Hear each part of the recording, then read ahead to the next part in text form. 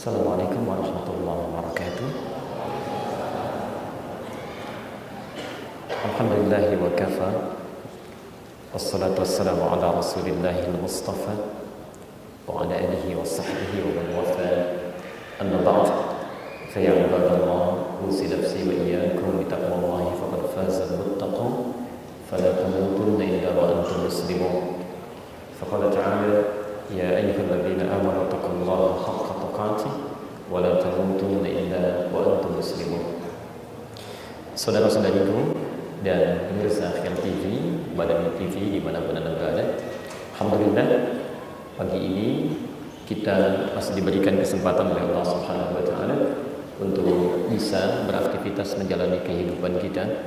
Semoga hari ini kita mendapat bimbingan dari Allah Subhanahu wa taala sehingga insya Allah hari-hari kita bisa lebih baik dibandingkan dengan waktu-waktu sebelumnya yang telah kita lalui. Baiklah, saya mohon izin tadi diantarkan bahwa sebagian teman-teman belum ada yang pernah berjumpa, baru melihat di YouTube. Saya harus memohon maaf bila tampilan saya hari ini tidak seperti yang Anda harapkan dan tidak sama dengan YouTube. Mudah-mudahan Anda bisa toleran karena judul kita hari ini toleransi dalam Islam, ya. Baik, kita akan coba membiasakan dulu kaidah dalam ketentuan hazanah pemikiran keislaman kita, bahwa para ulama kita sudah memberikan batas. Dalam setiap kajian membahas sesuatu, kita mengetahui batas yang kita kaji dulu, batasan materi dan pengertian tema yang dimaksud, sehingga dengan itu kita bisa fokus pada apa yang akan kita kaji. Kemudian sepakat dengan ketentuan yang kita kaji, yang dengan itu manfaat bisa lebih banyak kita dapatkan. Karena itulah kita akan coba dulu definisikan tema yang telah dihadirkan pada kesempatan ini. Kemudian kita turunkan turunan-turunan dalilnya. Setelah itu kita dengar pendapat para ulama, baru kemudian kita pahami dengan lebih luas. Materi kita sekiranya menghadirkan nanti diskusi-diskusi, maka saya akan batasi dulu bahwa materi ini, diskusi ini dibangun dengan dasar argumentasi ilmiah. Jadi kalau nanti ada yang kemudian dipersoalkan, kita diskusikan, maka akan lebih mulia jika semua itu didasarkan pada argumentasi-argumentasi ilmiah, sehingga dengan itu manfaat bisa kita lebih dapatkan dan lebih dalam insya Allah. Sepakat sampai sini? Baik, jelas? Belum kita mulai. Bagaimana bisa jelas, ya? Belum, kita mulai dulu baru kita perjelas, ya. Baik. Kita mulai bahasan kita. Saya mohon izin untuk berdiri. Tema yang diberikan untuk dikaji adalah toleransi dalam Islam. Teman-teman sekalian, kita berikan batas dulu dalam pengertian ini sebelum kita turunkan bahasan yang lebih luasnya. Baik, izin boleh saya menulis? Baik, kalau saya menulis kira-kira kabelnya bisa cukup gak? Bisa, ya? Baik, insya Allah.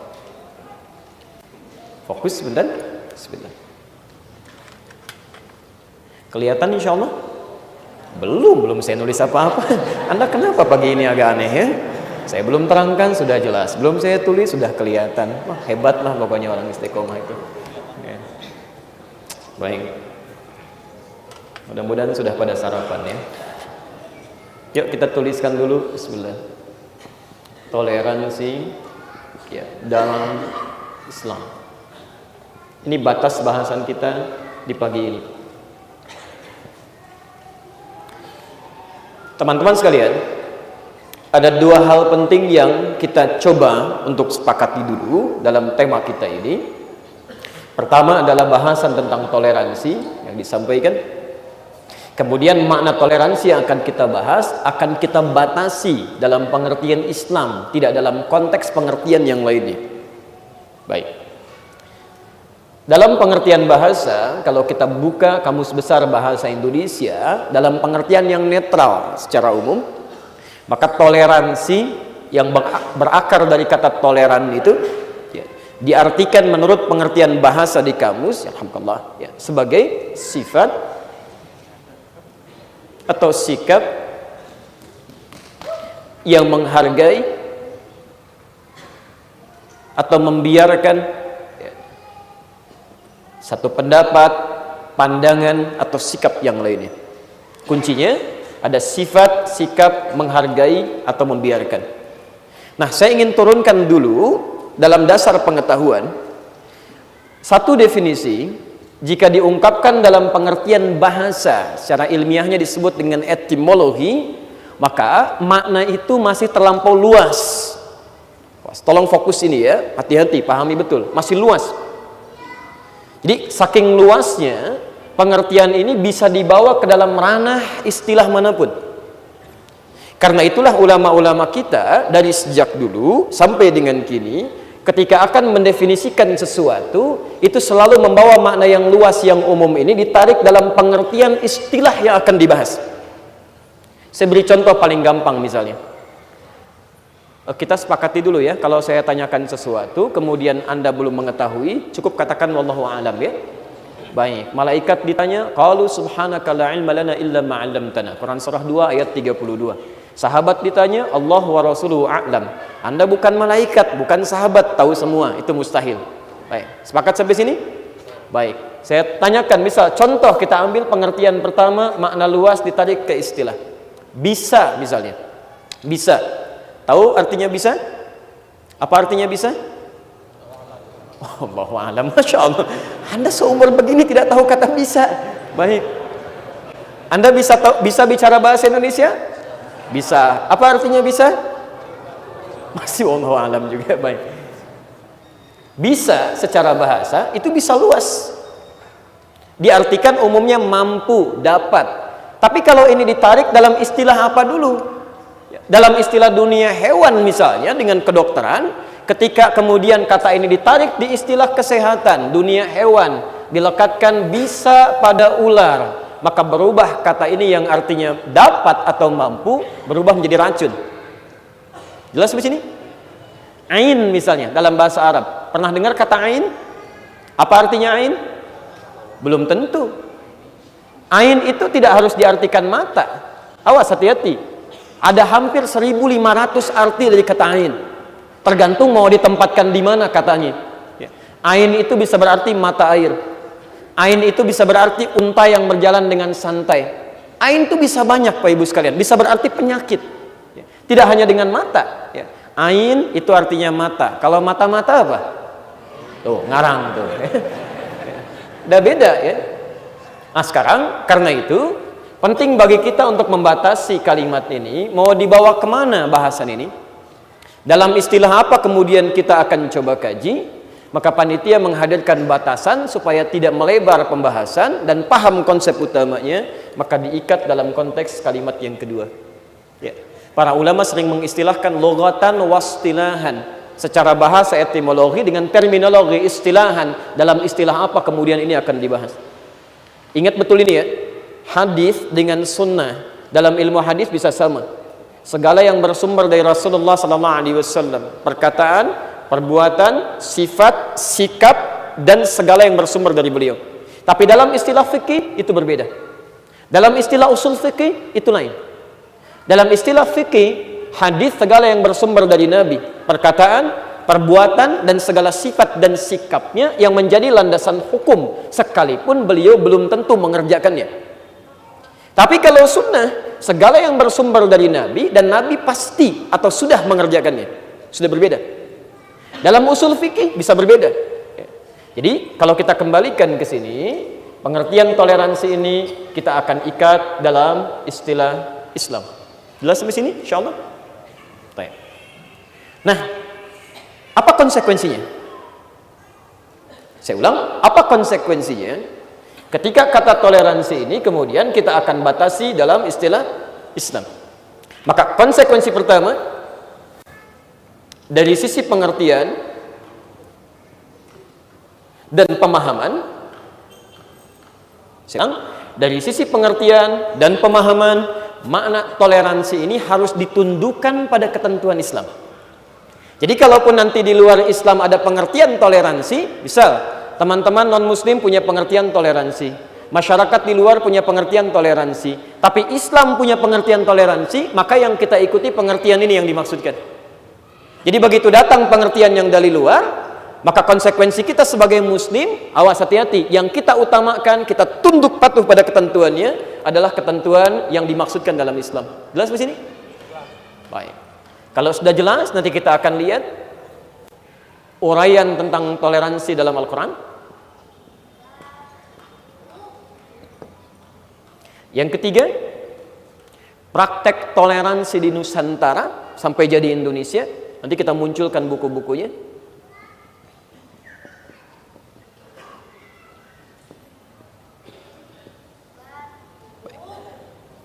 Dan di sini nanti kita akan coba analisis masalah-masalah apa yang muncul di kemudian hari yang kita berikan solusinya sampai dengan saat ini.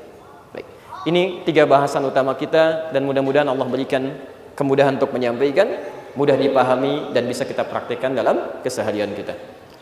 Baik teman-teman sekalian, mohon izin saya menguraikan dulu untuk pengertian yang pertama bermula dari kata Islam terlebih dahulu. Karena batasnya dalam Islam, maka kita harus mengambil referensi yang disepakati oleh orang-orang Islam dari sejak dulu sampai dengan sekarang. Sumber yang tidak ada perbedaan di situ, disepakati oleh semuanya dan tidak ada perdebatan di dalamnya, yaitu Al-Quran dan Sunnah Rasulullah Sallallahu Alaihi Wasallam. Ya, kita turunkan dulu satu. Quran surah ketiga ayat 19, posisi paling kiri sebelah atas ke pertengahan. Kedua, Quran surah kedua Al-Baqarah ayat 208, posisi paling kanan di pertengahan ke bawah sedikit ya. Di mushaf standar ya. Kalau yang agak standar bisa ada di kiri 204, 5 sampai 7, 208-nya di kiri pertengahan ke bawah. Kemudian kalau Anda bisa mengerjakan ini, Anda dapatkan Quran surah ke-19 Maryam ayat ke-15, posisi paling kiri di pertengahan ke bawah sedikit. Perhatikan.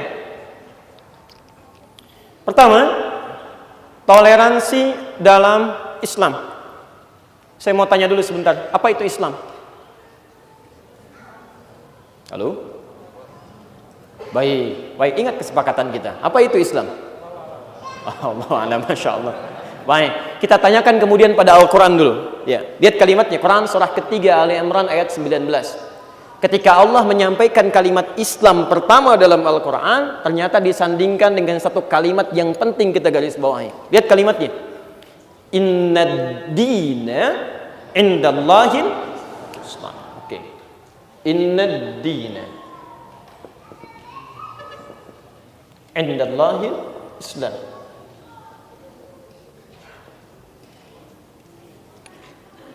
Fokus.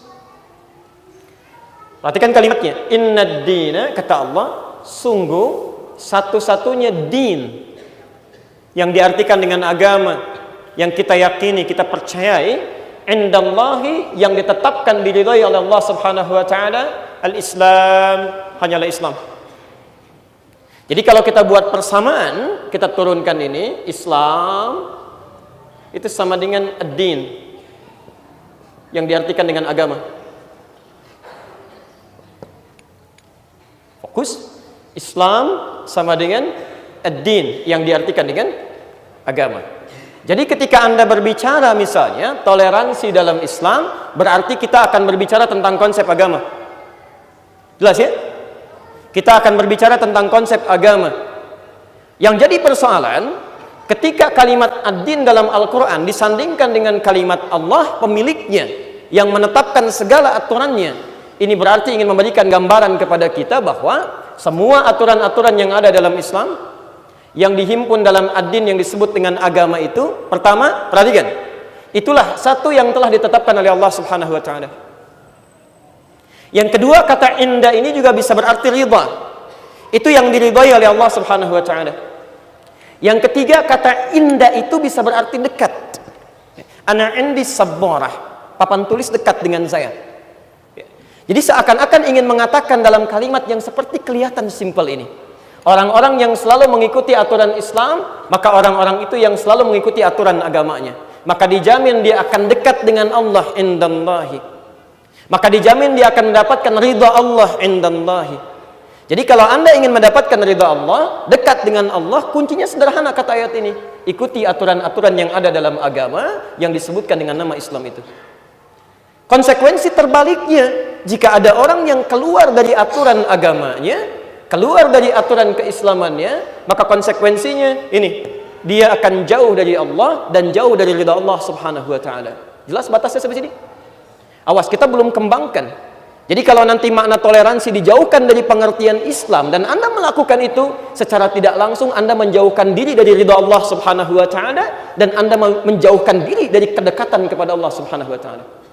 Jadi kalau Anda menemukan orang-orang seperti itu, jangan dekat-dekat dengan orang itu. Karena Allah saja tidak ridha dengan orang itu, bagaimana bisa Anda ridha? Allah saja nggak mau dekat, masa Anda mau dekat-dekat? Allah nggak mau dekat, Anda membangun kedekatan, aneh Anda di situ. Jelas sampai sini? Baik, satu. Sekarang kita bertanya, Islam ini agamanya, ada aturan dalam ad-din. Ingat, sejak manusia pertama diturunkan ke muka bumi, agamanya tidak ada yang beda, sama semua. Siapa manusia pertama yang diturunkan ke bumi? Tahu dari mana? Oke, Quran surah kedua Al-Baqarah ayat 38, posisi paling kanan sebelah atas di pojok. Lihat kalimatnya, ya. Qul nahbitu minha jami'an. Turunlah kalian semua ke muka bumi, jalani hidup sekarang. Siapa yang dimaksud turun ke bumi ini?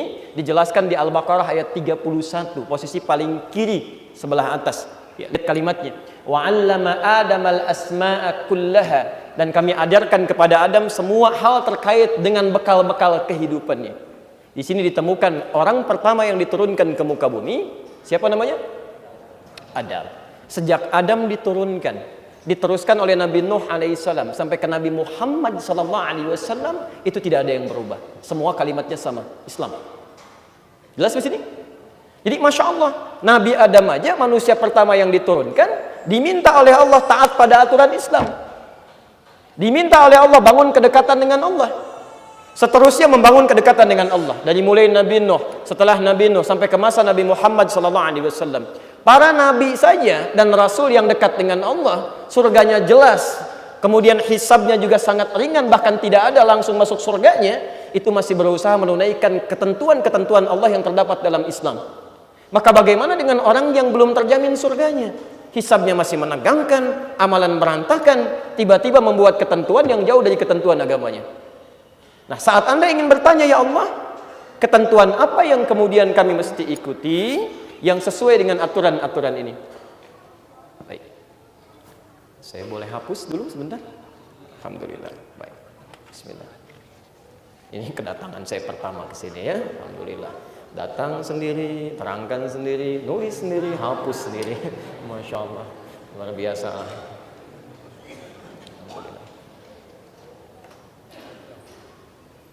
Saya mohon maaf sedikit kalau agak sedikit cepat tadi sebagai pengantar, karena memang waktunya sangat terbatas. Saya 11:04 harus sudah selesai gitu ya.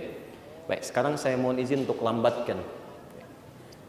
Kita temukan satu, Islam itu agamanya, din. Pelan-pelan. Fokus. Kalau Anda ingin bicara aturannya, saya ulang, ingin bicara aturan-aturan yang ada dalam Islam, maka kemudian kata ini dikeluarkan menjadi bentuk akar katanya. Ya, hilangkan sisipannya, maka keluar bentuk aslinya. Kata dasarnya, kata aslinya disebut dengan as-silmu, silmi. Fokus. Quran surah kedua Al-Baqarah ayat 208. Posisi paling kiri di pertengahan ke bawah sedikit. As-silmi. Ini aturannya. Ya ayyuhalladzina amanu udkhulu fis silmi kafah. Ingat, bukan di Islam. Awas ya, bukan Islam tapi silmi. Orang kalau sudah masuk Islam itu sudah beriman, maka disebut dengan amanu, orang-orang yang telah beriman. Artinya sudah masuk Islam. Karena itu jangan keliru menafsirkan ayat ini ya, ada terjemahan yang kurang tepat. Hei orang-orang yang beriman, masuklah ke dalam Islam. Sudah masuk Islam, gak usah disuruh masuk lagi. Karena kalau sudah beriman, sudah masuk Islam. Cara yang tepat menerjemahkan, hei orang-orang yang sudah masuk Islam dan beriman kepada Allah dengan segala ketentuannya, udkhulu fis silmi, Maka praktekkanlah, masuklah ke dalam aturan Islam kafah secara total. Praktekkan aturannya. Jadi kalau Anda sudah merasa muslim, sudah menyatakan beriman kepada Allah, maka konsekuensinya Anda mesti patuh dengan aturan agama. Kata Allah kerjakan, kerjakan. Kata Allah tinggalkan, tinggalkan. Sudah tidak ada tawaran. Pilihan kita cuma dua, imma kerjakan atau tinggalkan, tidak ada yang ketiga. Sampai sini? Baik. Kalau sudah jelas, ya Allah, kalau saya sudah bisa ikuti ini, apa yang bisa saya raih? Perhatikan jaminannya. Quran surah surah ke-19 ayat ke-15. Posisi paling kiri di pertengahan ke bawah sedikit.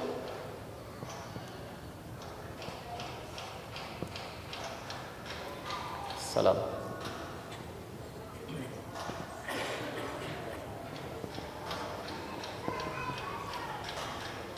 Fokus. Agama Anda Islam. Kalau sudah masuk Islam disebut orang beriman. Kalau sudah beriman konsekuensinya ikuti aturannya. Kalau sudah bisa ikuti aturannya dengan baik, kerjakan, tinggalkan, maka lihat kata Allah, wassalamun alaihi yauma wulida. Ini yang diberikan oleh Allah kepada Nabi Yahya ketika mengikuti aturan Allah. Wassalamun alaihi yauma wulida. Maka kami jamin akan diberikan salam dalam kehidupannya. Salam itu dalam bahasa Arab bisa berarti tenang, bisa berarti damai, bisa berarti selamat, bisa berarti sejahtera. Masya Allah. Kata Allah, kalau ada orang-orang yang mau mengikuti aturan dalam Islam, maka dijamin selama hidup dia akan tenang, hidupnya akan damai, hidupnya akan selamat plus sejahtera dalam kehidupannya. Tidak cukup selama di dunia, wa yauma yamutu, di akhirat, di alam kuburnya pun kami akan berikan semua ini, wa yauma yub'atsu hayya, termasuk di akhiratnya kami akan jamin semua ini. Yang paling menarik, jangan dulu bicara alam kubur atau akhirat. Sekarang perhatikan, kalau dalam konteks kita hidup saja bisa mengikuti aturan ini, Allah jamin semua hal ini. Nah sekarang kita kembalikan pada tema kita. Kalau toleransi yang dibangun ini mengikuti ketentuan dalam Islam, maka Allah jamin siapapun yang bisa toleran sesuai dengan konsep Islam, kami jamin hidup masyarakatnya akan tenang. Silakan perhatikan, orang-orang Islam yang masuk kemanapun, nanti kita akan bahas, termasuk ke Nusantara, di dunia manapun ketika datang tidak pernah ada kerusuhan, selalu tenang, selalu ada peradaban yang menenteramkan. Ketika aturan Islam itu dibawa, dipraktikkan, sejak masuk Andalus misalnya yang disebut Spanyol dengan sekarang itu, sejak masuk kemudian ke Iraknya, ke Kufahnya, sampai kemudian ada peradaban ya di Baghdad itu dengan kerajaan Abbasiyahnya, Muawiyah yang di Spanyol itu, sampai masuk ke Nusantara. Demi Allah saya katakan, ketika aturan Islam itu dibawa, hidup masyarakatnya tenang, ada kedamaian di dalamnya, ada keselamatan dalam praktek kehidupannya, dan sejahtera dikenal oleh dunia. Karena itu, mari kita lihat kembali apa konsep toleransi dalam Islam itu, bagaimana ketentuannya dalam Al-Quran, yang mudah-mudahan kalau kita bawa semua itu, di Indonesia minimal, hidup masyarakat kita akan tenang, damai, dan selamat insya Allah sampai kembali kepada Allah Subhanahu wa Ta'ala. Dan tidak cukup dengan amin, kita bahas dulu ya. Kita baru mau mulai ini ya, kita baru pengantar. Baik. Sekarang kita turunkan esensi pembahasannya. Saya urutkan dulu ya cara berpikirnya, pelan-pelan. Islam itu agamanya, punya aturan disebut dengan silmi, ikuti aturannya. Kalau Anda bisa ikuti aturannya, dijamin diberikan salam dengan konsep dasar seperti ini. Sekarang kita masukkan dalam konteks toleransi, di dalam konsep ini yang bisa kita aplikasikan dalam kehidupan kita sekarang. Baik. Saya berikan turunan dalil dulu sebagai kisahnya. Satu, Quran surah kedua Al-Baqarah ayat 49, posisi paling kiri sebelah atas. Kemudian dua, Quran surah ketiga Ali Imran ayat 52, posisi sebelah kiri paling bawah. Kemudian Quran langsung ke masa Nabi Muhammad SAW, ya. Quran surah 109, surah apa itu? Al-Kafirun, ya, ayat 1 sampai 6. ayat 1 sampai 6. Kemudian terakhir Quran surah ke-17 Al-Isra ayat 73 sampai 75. 73 sampai 75, posisi paling kanan sebelah bawah. Referensinya dalam bentuk buku. Kita ambil yang berbahasa Arab dulu dari ulama kita saja, praktek di Indonesia. Nama bukunya, kitabnya Risalah Ahlus Sunnah wal Jamaah. Risalah Ahlus Sunnah wal Jamaah. Ditulis oleh ulama besar dari Nusantara yang mendirikan Nahdlatul Ulama tanggal 31 Januari 1926, Kiai Haji Muhammad Hashim bin Asy'ari. Kitabnya Risalah Ahlus Sunnah wal Jamaah. Beliau menulis 19 kitab, ini kitab keduanya. Di halaman ke-14, paragraf yang pertama, baris ketiga sampai baris yang kelima, posisi paling kanan sebelah atas. Yang berbahasa Indonesia, saya kasih dari orang Bandung, langsung orang Bandung yang nulisnya. Sampai sekarang masih ada, dan insya Allah malam ini kita akan bersama-sama menerangkan tentang konsep ini. Bukunya Apis Jarah, karya Profesor Dr. Ahmad Mansur Suryanegara. Jilid yang pertama, warnanya hitam, ada 586 halaman, terdiri dari 4 bab. Cetakan bulan Juli tahun 2013, Ramadan 1434 Masehi, dari Salam Madani. Halaman 105, paragraf yang pertama, baris ketiga sampai baris kelima, posisi paling kanan sebelah atas. Kita lihat. Kita turunkan dulu supaya ada argumentasi yang kuat sehingga ketika dipersoalkan kita bisa jawab itu. Dan kredibel insya Allah. Tapi kita mulai kisahnya. Bapak dan Ibu sekalian, sebelum Al-Quran membahas tentang toleransi di masa Nabi Muhammad SAW, Al-Quran mengisahkan dulu tentang sikap intoleran pada masa-masa sebelumnya. Quran surah kedua ayat ke-49, posisi paling kiri sebelah atas. Dulu di zamannya Fir'aun. Ibu kenal Fir'aun? Alhamdulillah, kalau kenal saya repot deh. Baik. Di zamannya Fir'aun, dengan kekuasaan yang sudah demikian kuat digenggam dan sifat otoriter yang sangat kuat mencengkram di masyarakatnya, tiba-tiba muncul informasi dari para dukun-dukunnya akan lahir seorang bayi yang saat tumbuh berkembang itu dia akan menghancurkan kerajaan engkau. Maka mulai diperintahkan oleh Fir'aun pada saat itu, tidak boleh ada yang tumbuh melebihi kekuasaan saya. Saya Tuhan kalian yang paling tinggi. Ana rabbukumul a'la, kata manusia ini. Apa yang terjadi?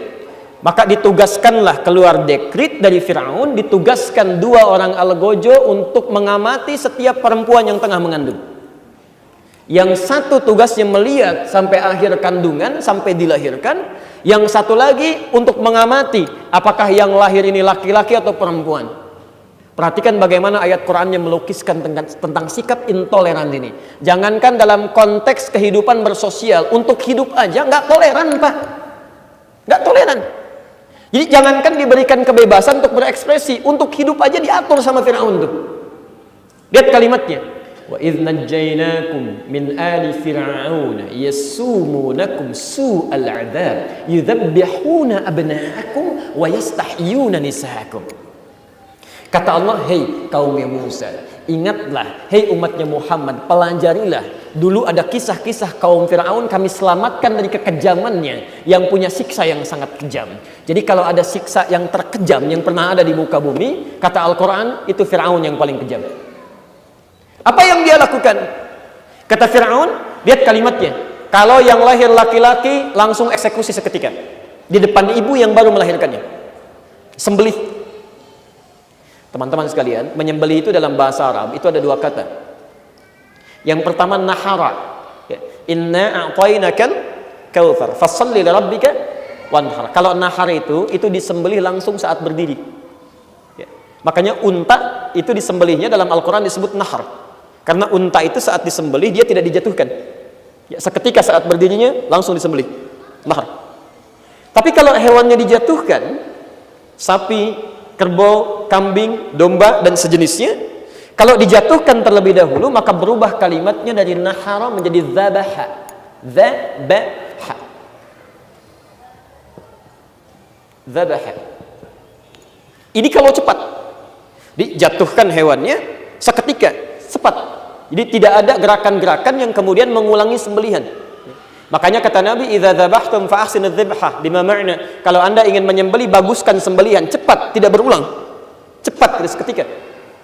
Tapi kalau Anda kemudian ulang sampai berkali-kali begini misalnya, itu diberikan tasydid di huruf keduanya. Dzabbaha, fi'il mudhari'nya kalau itu dilakukan berulang-ulang, sembelih lagi, gorok berulang-ulang, maka menjadi bentuk progresif. Yudzabbihu.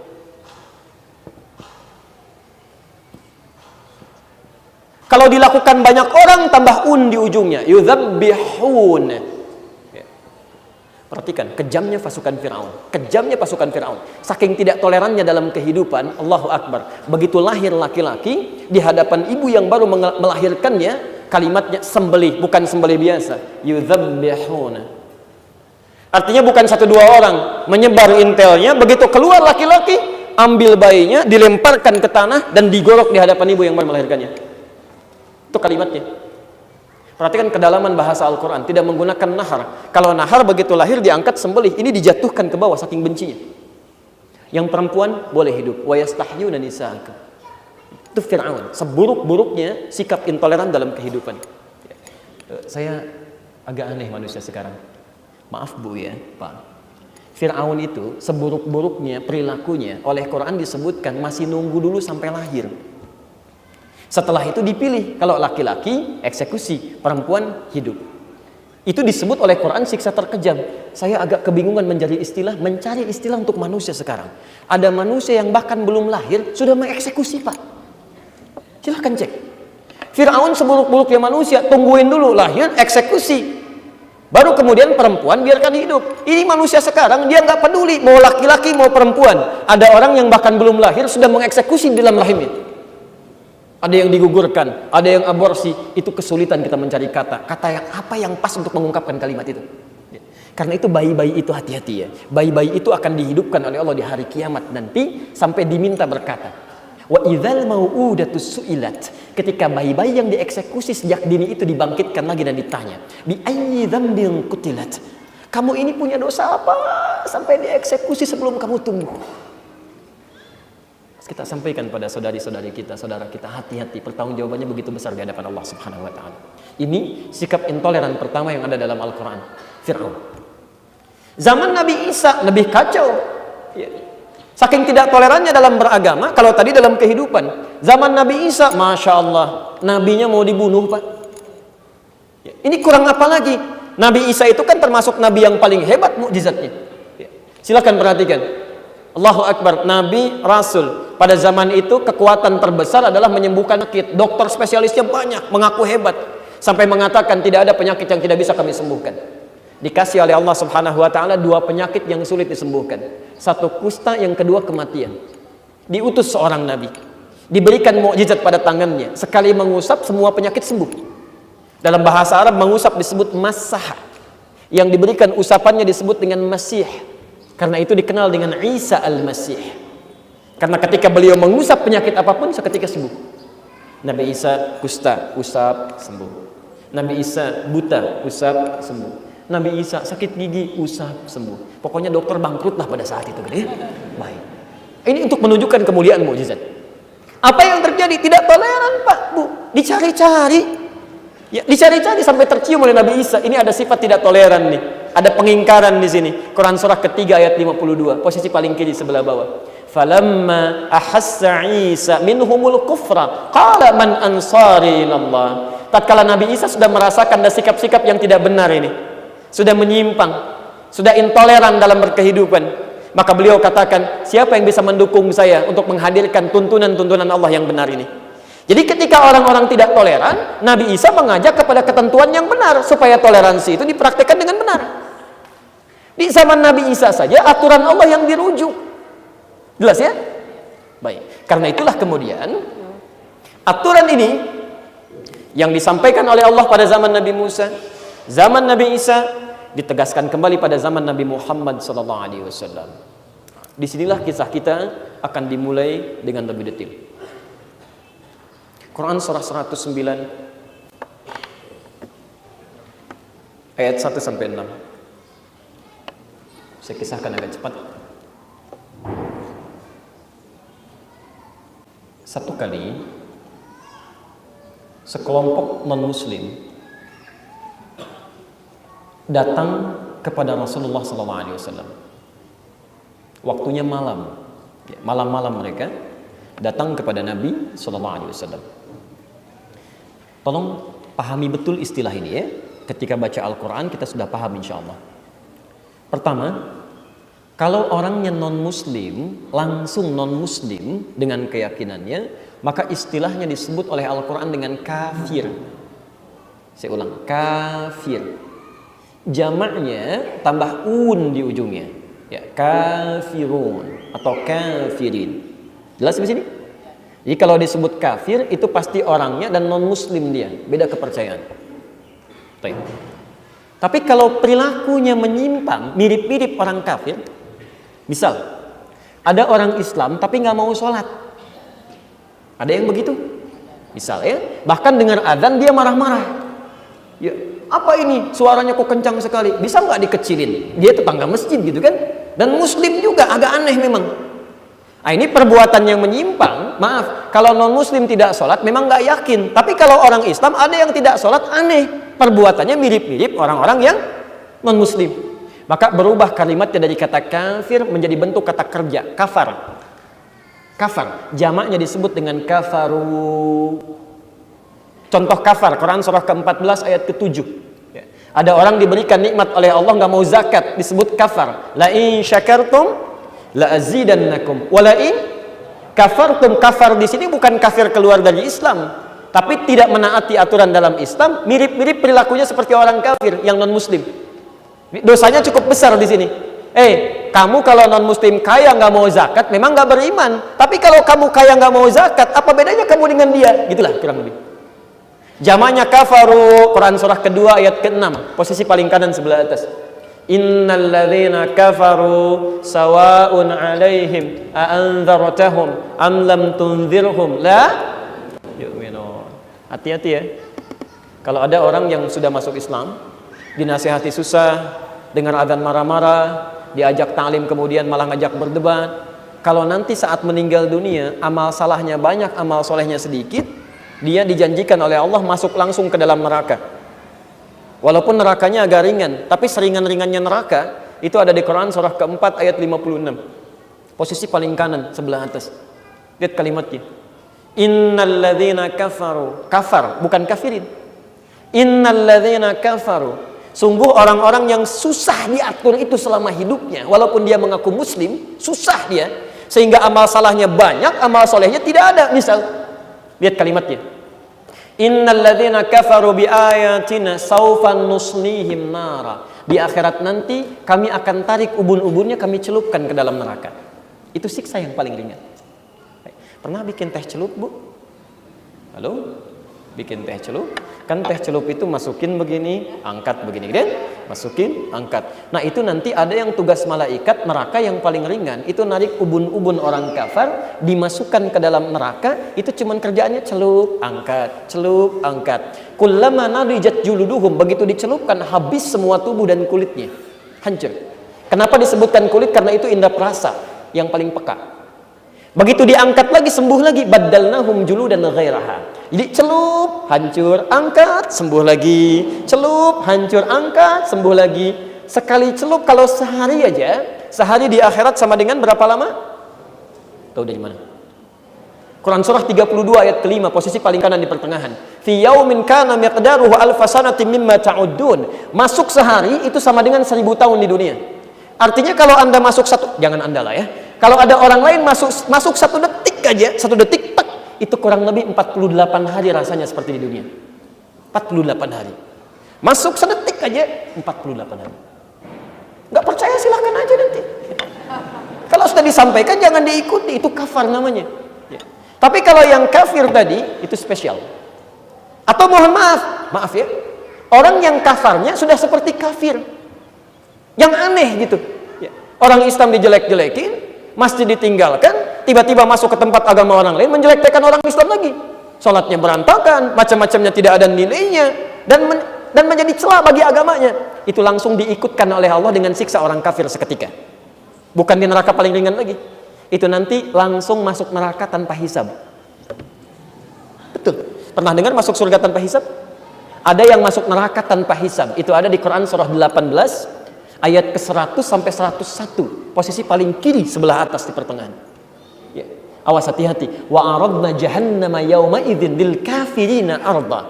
Kami akan tampilkan neraka jahanam saat di akhirat nanti bagi orang kafir sejelas-jelasnya. Itu belum masuk, masih hisab. Kalau dalam bahasa kita begini, saat sedang menegangkan luar biasa, ya, ada yang menerima kitabnya di kanan, ada di belakang punggungnya. Yang ini berkata, kita nanti bagaimana ya? Kata Allah, kamu jangan banyak mikir ya, tempat kamu di neraka sini nih, nanti langsung ke situ aja. Dan ada yang ikut. Kalau orang kafir masuk ke situ, itu nggak aneh. Yang aneh ayat 101-nya. Alladzina kanat a'yunuhum fi ghita'in 'an dzikri wa kanu la yastati'una sam'a. Allahu akbar. Tapi ada orang yang ikut, orang-orang ini yang saat di dunia matanya nggak mau membuka tentang ayat-ayat kami. Ditunjukkan ayat Quran, malah membantah, cari tafsiran yang lainnya. Masya Allah, gitu kan? Diperdengarkan, malah marah-marah, melotot lagi, misal gitu kan? Jangan bayangkan yang aneh-aneh, awas, kita nggak bicara itu. Ya. Jadi susah orang ini dan nggak mau tobat, gitu kan? Kata Allah, kamu nyusul dia aja deh langsung, nyusul aja langsung. Ya. Bahkan langsung disebut namanya munafik, bukan nama muslim lagi. Itu langsung disejajarkan. Bahkan yang paling menarik, ada orang yang dia duluan masuk dibanding orang kafir. Dia duluan itu. Itu di Quran surah keempat An-Nisa ayat 140, posisi paling kiri sebelah bawah di pojok. Hati-hati. Wa qad nazzala 'alaikum fil kitabi an idza sami'tum ayatin nahi yukfaru biha wa yustahza'u biha fala taq'udu ma'hum hatta yahudu fi haditsin ghairi. Jika Anda mendengar orang-orang bicara mengingkari ayat-ayat saya, kata Allah, atau mengolok-ngolok isinya, tinggalkan mereka. Jangan sertai mereka. Itu sebagai pengingat pada mereka supaya sadar kembali pada ketentuan yang benar. Tapi kalau nggak mau sadar, innakum idzam mithluhum. Kalau kalian ikuti nanti sama-sama seperti mereka juga. Ujungnya nggak sholat juga nantinya. Lihat ujung ayatnya. Orang seperti ini, innallaha jami'ul munafiqina wal kafirina fi jahannam jami'an. Kami akan satukan orang munafik seperti ini dengan orang kafir langsung semuanya di neraka jahannam. Dan yang paling menarik disebutkan munafik dulu sebelum kalimat kafirnya. Dalam bahasa Arab ada at-taqdim wa ta'khir. Yang didahulukan itu menunjukkan bahwa dia yang duluan masuk itu. Seakan-akan Allah ingin katakan, kalau orang kafir masuk ke situ wajar nggak beriman. Kamu sudah muslim, munafik, duluan kamu masuk ke situ. Jelas di sini? Baik. Halo? Kenapa jadi tegang begini? Baik. Itu kafir, itu orangnya. Tapi asal kata kafir ini, Pak, Bu, pelan-pelan ya, itu non-muslim, dia nggak menyakiti orang Islam, bergaul bersama-sama, cuma suka ngajak-ngajak, ya, suka ngajak-ngajak, kadang-kadang, ayo ngasih keterangan, ngasih makanan, ngasih kedudukan. Nah, kisah pertamanya dimulailah di masa Nabi SAW. Datang utusan-utusan pada Nabi SAW, dia nggak menyakiti.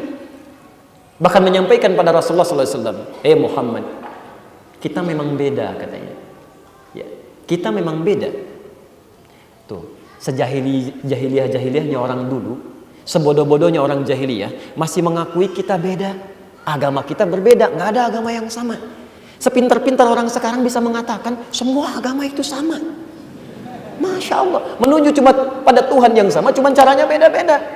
Orang paling bodoh di zaman jahiliyah aja mengatakan semua agama itu berbeda. Ini orang pintar zaman sekarang sampai mengatakan semua agama itu sama. Anda ngapain sekolah tinggi-tinggi? Ya Allah, S1, S2, S3 ke luar negeri lagi. Ya, S4 kerupuk 3, ada yang sampai kedinginan itu. Aneh-aneh, pulang-pulang, maaf, bisa lebih bodoh pemikirannya dibanding orang jahiliyah. Ya, kejauhan gitu. Ini yang paling aneh. Nah, yang menarik kata orang-orang ini, Muhammad kita memang beda. Tapi perbedaan ini jangan sampai menjadikan kita berselisih, bahkan saling menyakiti. Proposalnya bagus, Pak. Kalimat-kalimatnya hebat. Dan itu hati-hati ya. Quran pun sudah memberikan antisipasi kepada kita. Dari sejak zaman dulu sampai kapanpun, kata Al-Quran, akan ada orang-orang yang kalau bicara kadang-kadang kata-katanya menarik gitu. Retorikanya cantik padahal isinya racun. Itu ada di Quran surah kedua Al-Baqarah ayat 204 sampai 207. Posisi paling kiri sebelah atas sampai ke tengah. Bismillah. 204. Wa minan nasi may yu'jibuka qawluhu fil hayatid dunya wa yushidullaha ala ma fi qalbihi wa huwa aladdul khisam. Ya. Awas, dan di antara sebagian orang di Quran itu ada rumus ya. Kalau tidak disebutkan siapa orangnya, kapan kejadiannya, artinya itu akan terjadi di setiap masa. Sekarang pun akan ditemukan. Dan di antara sebagian manusia ada orang-orang yang kalau bicara, kata Al-Quran, kata-katanya begitu menarik, retorikanya cantik, terlebih dalam urusan dunia. Kadang-kadang bawa dalil gitu. Wa yushidullaha ala ma fi qalbi. Dia mengambil kalimat Allah itu. Ayat Quran kadang dipotong, hadis-hadis dipelesetkan gitu kan. Tapi kalau diingatkan susah. Kata Allah, wa huwa aladdul khisam. Itu musuh yang paling berbahaya. Itu musuh yang paling berbahaya. Teman-teman sekalian, datang utusan ini berkata pada Nabi Muhammad, kita memang beda, tapi jangan sampai perbedaan ini menjadikan kita berselisih. Kita gantian sajalah. Hari ini kami datang untuk menyembah Tuhan kamu. Malam datangnya. Nanti besok kamu bisa ikutan ke tempat kami. Bisa ikutan ke tempat kami. Tayyib. Masih ingat tadi? Kalau ada orang yang non muslim, tidak menyakiti tapi suka ngajak-ngajak, bahasa Arabnya disebut apa? Kafir. Kalau banyakan tambah di ujungnya, kafirun. Maka turun ayat, namanya langsung menyebut nama mereka, surah Al-Kafirun. Turunlah ketentuan yang sangat indah. Perhatikan prinsip pertama ini yang kita garis bawahi.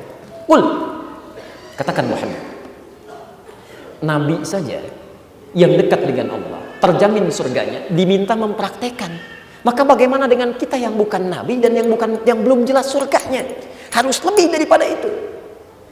Lihat firman Allah, qul, katakan Muhammad, ya ayyuhal kafirun, hei orang-orang yang beda akidah denganku, la a'budu ma ta'budun. Sampai kapanpun, bentuknya mudhari, present, continuous, future. Sampai kapanpun, entah itu sekarang, nanti, atau di masa yang akan datang pada zaman umatku hidup, la a'budu ma ta'budun. Tidak akan pernah aku menyembah apa yang kalian sembah itu. Menariknya, kalimatnya menggunakan bentuk tunggal, kata gantinya saya. Jadi prinsip dalam akidah itu, maaf, bukan cuma komunal. Setiap kita mesti punya prinsip. Awas, hati-hati, setiap diri kita, karena tidak akan ditanya masalah keluarga, yang ditanya diri kita. Oh, jadi jangan sampai misalnya, mohon maaf ya, ada orang tuanya begini, anaknya ikutan begitu, kerabatnya ikutan begini. Tidak, setiap kita masing-masing akan ditanya oleh Allah. La a'budu ma ta'budun. Saya tidak akan pernah menyembah apa yang kalian sembah. Ini yang paling indah. Wala antum abiduna ma a'bud. Dan kalian pun gak perlu repot menyembah yang saya sembah. Aturan toleransi yang indah. Satu, baru muncul aturan dalam Islam. Perhatikan dengan makna tadi. La a'budu ma ta'budun. Aturan Islam pertama terkait dengan toleransi, ya, kita tidak diperkenankan, tidak boleh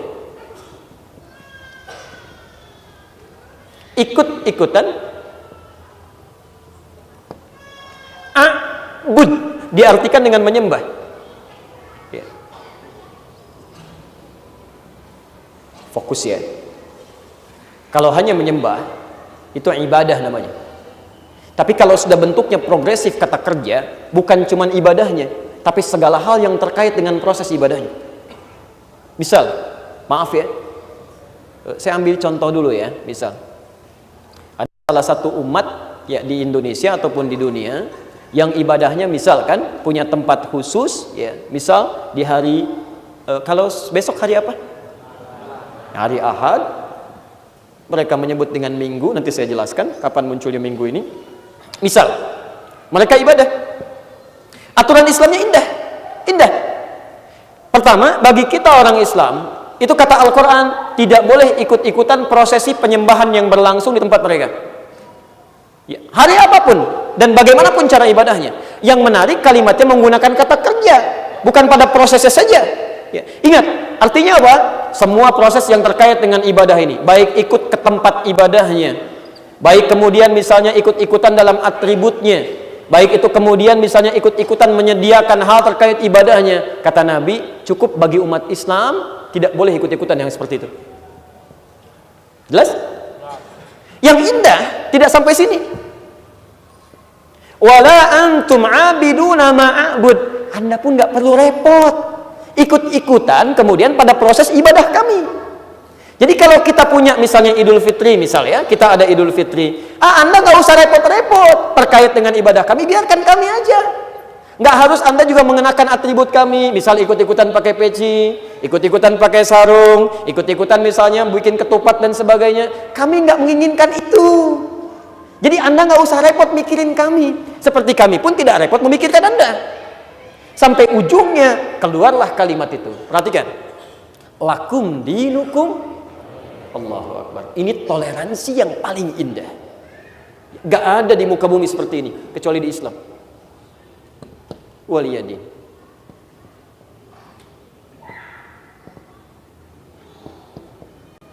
Ininya tadinya ada kasrahnya, waliyadini. Ya, kemudian dihilangkan takhfif. Perhatikan, lakum dinukum waliyadin. Untukmu apa yang kamu yakini dan aku apa yang aku yakini. Allahu Akbar. Toleransi paling hebat itu adalah zero tolerance. Selesai dalam urusan akidah. Jadi kalau dalam urusan ibadah, kata Nabi, kita masing-masing aja. Itu toleransi paling indah. Urusan ibadah, ingat ya, ini urusan ibadah. Ya. Jadi awas hati-hati kalau ada teman-teman kita misalnya, walaupun dia bertetangga dengan kita, agamanya berbeda dengan kita. Misal, ada yang Kristen, ada yang Hindu, ada yang Buddha. Mereka mau ibadah, Anda nggak boleh ganggu. Nggak boleh.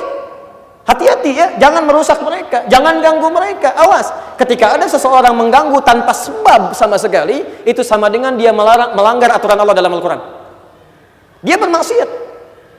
Biarkan aja, ya, tanpa ada sebab yang jelas, kan? Biarkan aja. Tapi hati-hati, kita pun juga dilarang oleh Al-Quran untuk ikut-ikutan dalam proses itu. Jadi nggak usah repot. Aduh, di masjid banyak pencurian misalnya, kan terjadi sendal hilang, tas hilang, aneh sebetulnya. Kenapa bisa terjadi? Ya. Tapi kok laskarnya pada jagain tempat ibadah yang lain? Masya Allah, tempat ibadah orang dijagain, masjid nggak mau turun, kan agak aneh nih. Ngapain gitu kan? Nah, karena itulah kemudian pelan-pelan, saya teruskan dulu. Konsep ini menjadi konsep yang luar biasa dalam Islam. Diminta dipraktekkan. Aturan pertama, nggak boleh ganggu orang ibadah. Tapi juga jangan ikut-ikutan ke dalamnya. Anda ikutan, Anda pun melanggar. Konsep kedua, bagi non-muslim pun, tolong jangan repot-repot ngurus ibadah kami. Biarkan kami yang ibadah. Kalau ini bisa dipraktekkan dalam konteks kehidupan bermasyarakat, demi Allah saya katakan, indah kehidupan itu. Selesai. Ya. Maaf. Misal, mohon izin ya, sekarang bulan Desember itu. Ada Natalan misalnya. Saya tuh suka bingung, kenapa di Indonesia itu masalah nggak pernah tuntas. Setiap datang mau 25 Desember, selalu orang bertanya, apa hukumnya mengucapkan Selamat Natal? Memang dari kemarin nggak pernah selesai masalah ini. Harusnya sudah nggak usah banyak ditanyakan lagi gitu kan. Tiap waktu selalu muncul. Jadi kalau orang Kristen mau Natalan, silakan, itu kepercayaan Anda. Tapi orang Islam juga tidak perlu GR, nggak harus bantu-bantu, tidak harus pakai atribut, tidak harus kenakan macam-macam. Udah nggak usah ikutan. Seperti halnya saat Idul Fitri, kita juga tidak harus menuntut orang untuk ikut urusan kita. Jelas di sini? Itu yang paling indah. Kalau bisa dilakukan, maka damai kehidupan, tenang. Itu jaminan Allah, tenang, nyaman. Tapi kalau urusan kemanusiaan itu berbeda. Ya silahkan saling membantu, ya, saling menolong satu dengan yang lainnya. Saya beri contoh begini. Anda bertetangga dengan orang Kristen, sampingnya Buddha misalnya. Anda masak sayur, Masya Allah, kata Nabi, siapa yang memasak makanan kemudian tercium kepada tetangga baunya, maka dia diminta oleh Nabi untuk berbagi makanan dengan tetangganya, walaupun hanya sekedar, oh awas, baca hadisnya dengan total ya. Itu kalau Anda masak kuahnya aja, bagi kuahnya. Tapi kalau Anda masak dengan daging-dagingnya, oh jangan pelit, Anda makan dagingnya, kuahnya bagi orang gitu kan. Ini sunnah Nabi, cari masalah. Awas, hati-hati ya, baca hadisnya dengan tulus ya, dengan dalam gitu. Itu kalau dalam urusan kehidupan berbagi, Bu, Pak.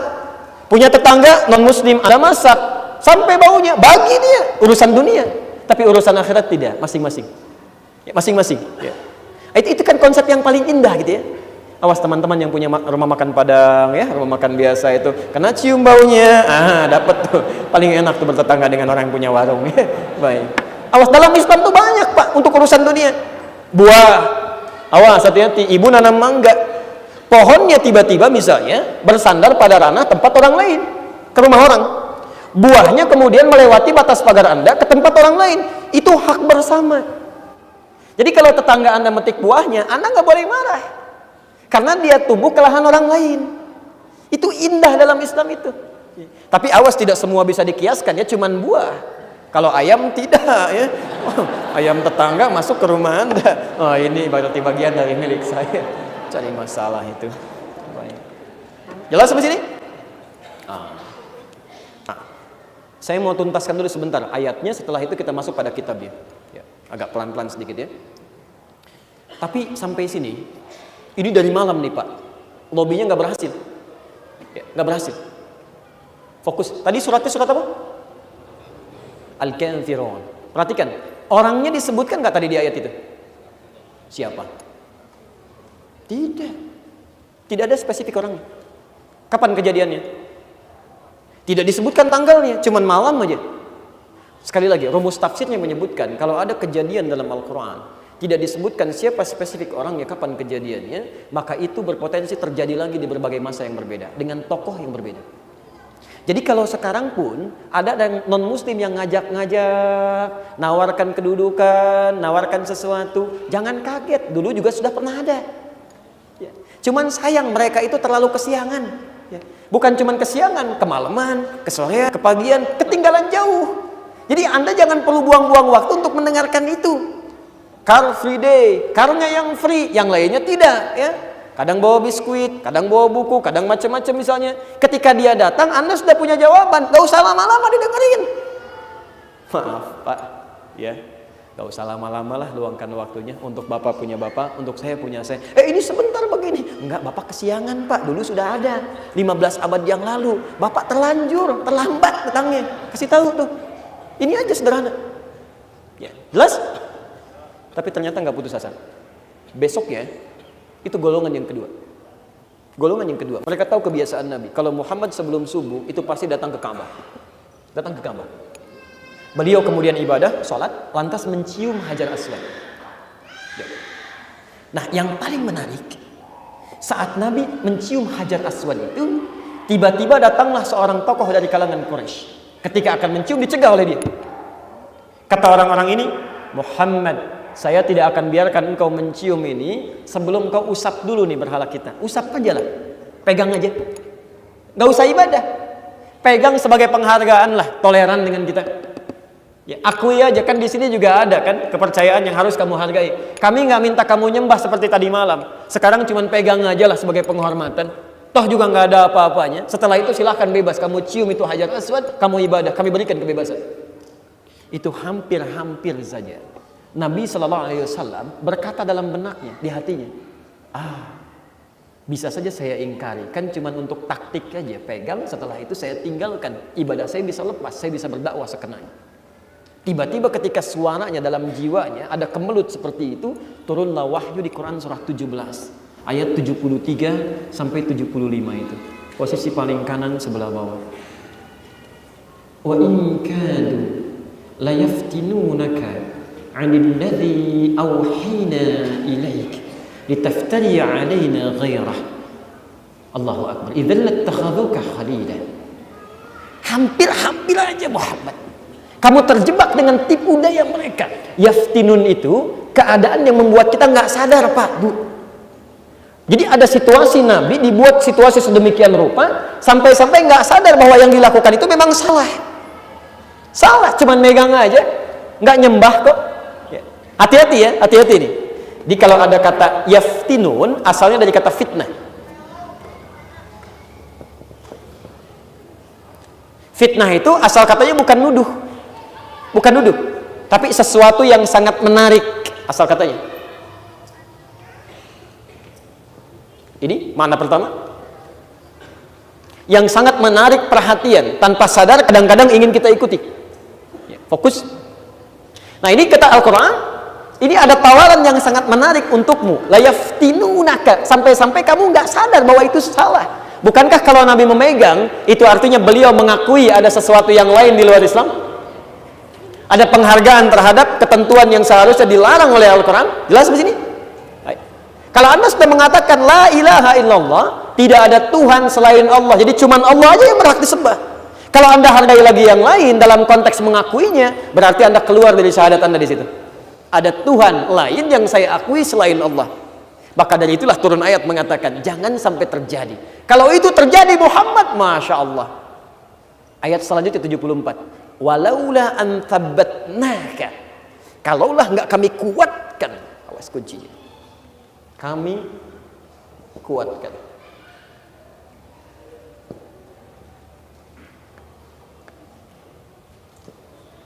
Laqad kitta tarkanu ilaihim, hampir-hampir kamu bisa mengerjakan itu. Awas, hati-hati. Kalau tidak kami kuatkan, tidak Allah kuatkan di sini. Menggunakan bentuk kami, nahnu, untuk ta'zimun nafsi. Kalau di Quran ada kalimat menggunakan kata nahnu, kami, itu berarti peristiwanya begitu dahsyat. Anda mesti hati-hati, dahsyat itu. Ya. Inna anzalnahu fi lailatul qadar. Al-qadar disebutkan dengan kata kami. Inna itu menunjukkan peristiwa itu begitu dahsyat, agung. Ada yang besar di situ. Sebaliknya peristiwa ini kalau terjadi itu begitu dahsyat nantinya. Fatal konsekuensinya. Karena itu ayat 75-nya dikatakan dalam Al-Quran, la adzaqnahu dhi'fal haya wa dhi'fal mamat. Kalau kejadian, kami gandakan siksa khusus untukmu di dunia, bahkan di alam kuburnya. Teman-teman sekalian, sekarang fokus ya. Pelan-pelan. Malam-malam berusaha, gagal. Pagi-pagi berusaha lagi, gagal. Tapi yang paling menarik, usaha pagi ini beda dengan usaha malam. Usaha paginya cuma meminta menghargai saja yang lain dengan menghormati atributnya, bahkan kemudian bisa memegangnya. Lihat, megang aja nggak boleh, apalagi mengenakannya. Megang aja nggak boleh, apalagi mengenakannya. Itu pasti ada beban dalam jiwanya. Nabi diperintahkan demikian. Apa yang terjadi kemudian? Jika kamu lakukan Muhammad, maka ini yang terjadi. Kami gandakan siksa berkali lipat. Tapi yang paling menarik bagi kita, ayat 74-nya. Walaula an thabbatnaka, kalaulah tidak kami kuatkan. Teman-teman sekalian, maaf ya, kita tidak bisa menghindari ada ajakan-ajakan di luar atau menghadirkan sikap toleransi dengan cara yang salah. Yuk kita hormati, kenakan saja, kan cuma setahun sekali untuk menghormati orang lain, kepercayaan yang lain. Bukankah kita beragam, Bhinneka Tunggal Ika? Benar pernyataan Anda, tapi dalam konsep Islam ada sesuatu yang lebih hebat dibandingkan dengan itu. Fokus. Kalau ada yang kemudian seperti itu, maka bahasa Al-Quran, thabbatnaka, kami kuatkan. Orang-orang yang hubungannya dengan Allah kuat, itu seketika dalam jiwanya pasti akan punya rem itu. Punya rem. Tapi kalau orang tidak membangun hubungan dengan Allah dengan kuat, seperti Nabi membangunnya, maka di sini mudah rapuh. Ini yang harus ada garis bawahi. Tolong garis bawahi. Bahasa Al-Quran, kalau tidak kami kuatkan jiwamu itu, Nabi bisa jatuh itu dalam konteks seperti itu. Tapi karena beliau dijaga membangun hubungan dengan Allah dengan kuat, hatinya langsung melarang, jangan lakukan. Artinya apa? Ini ukuran tingkat keimanan kita. Kalau ada orang-orang yang mudah begitu saja kemudian pakai, kenakan, ambil, masuk, jaga, itu menandakan hubungannya dengan Allah tidak kuat. Ada yang salah di situ. Tapi kalau jiwa Anda langsung mengatakan, ini enggak benar, kita cari jalan keluar yang terbaik saja. Saya hormati Anda, tapi tidak harus mengenakan atribut Anda ya, kita berteman sama-sama dalam urusan dunia. Itu menandakan imannya bagus. Nah, dan mohon izin ya, mohon maaf. Ternyata ukuran iman ini beda dengan ukuran ilmu. Bahasa Al-Quran ini ya, ingat ini bahasa Al-Quran. Quran surah ke-35, ayat 28 sampai 29. Posisi paling kanan sebelah bawah. Bapak Ibu tahu ulama? Halo? Ulama? Siapa itu ulama? Tuh, kan? Siapa ulama?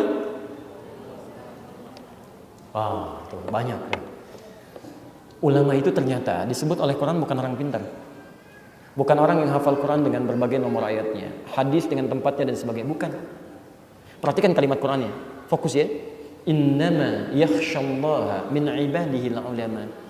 Kata Allah, yang disebut ulama itu ukuran pertamanya yang paling takut kepada Allah. Kalimatnya pakai khasyah. Khasyah itu ketakutan yang sangat dalam.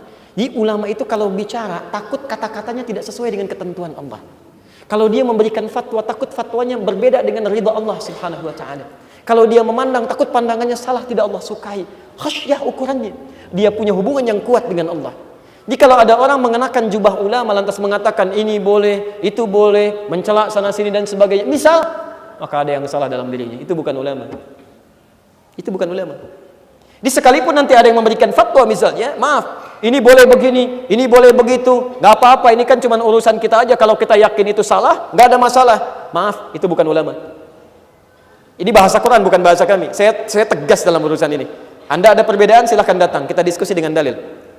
Tidak ada yang disebut ulama dalam Islam yang kemudian tidak membangun hubungan rasa takut dengan Allah. Kalau ada orang sembarangan mengeluarkan fatwa termasuk di Indonesia, dia katakan misalnya berbeda dengan isi Al-Quran dan isi tuntunan Nabi SAW, tidak ada rasa takut dalam jiwanya, dia bukan ulama dan tidak layak jadi rujukan. Tidak layak jadi rujukan. Ya, jelas sampai sini? Sekarang kita ambil contoh. Ya, pada masa di awal-awal di Nusantara sampai dengan kekinian, bagaimana ulama kita bersikap dengan contoh-contoh seperti ini dan hidupnya tenang. Saya mau tanya sebentar. Kita orang mana?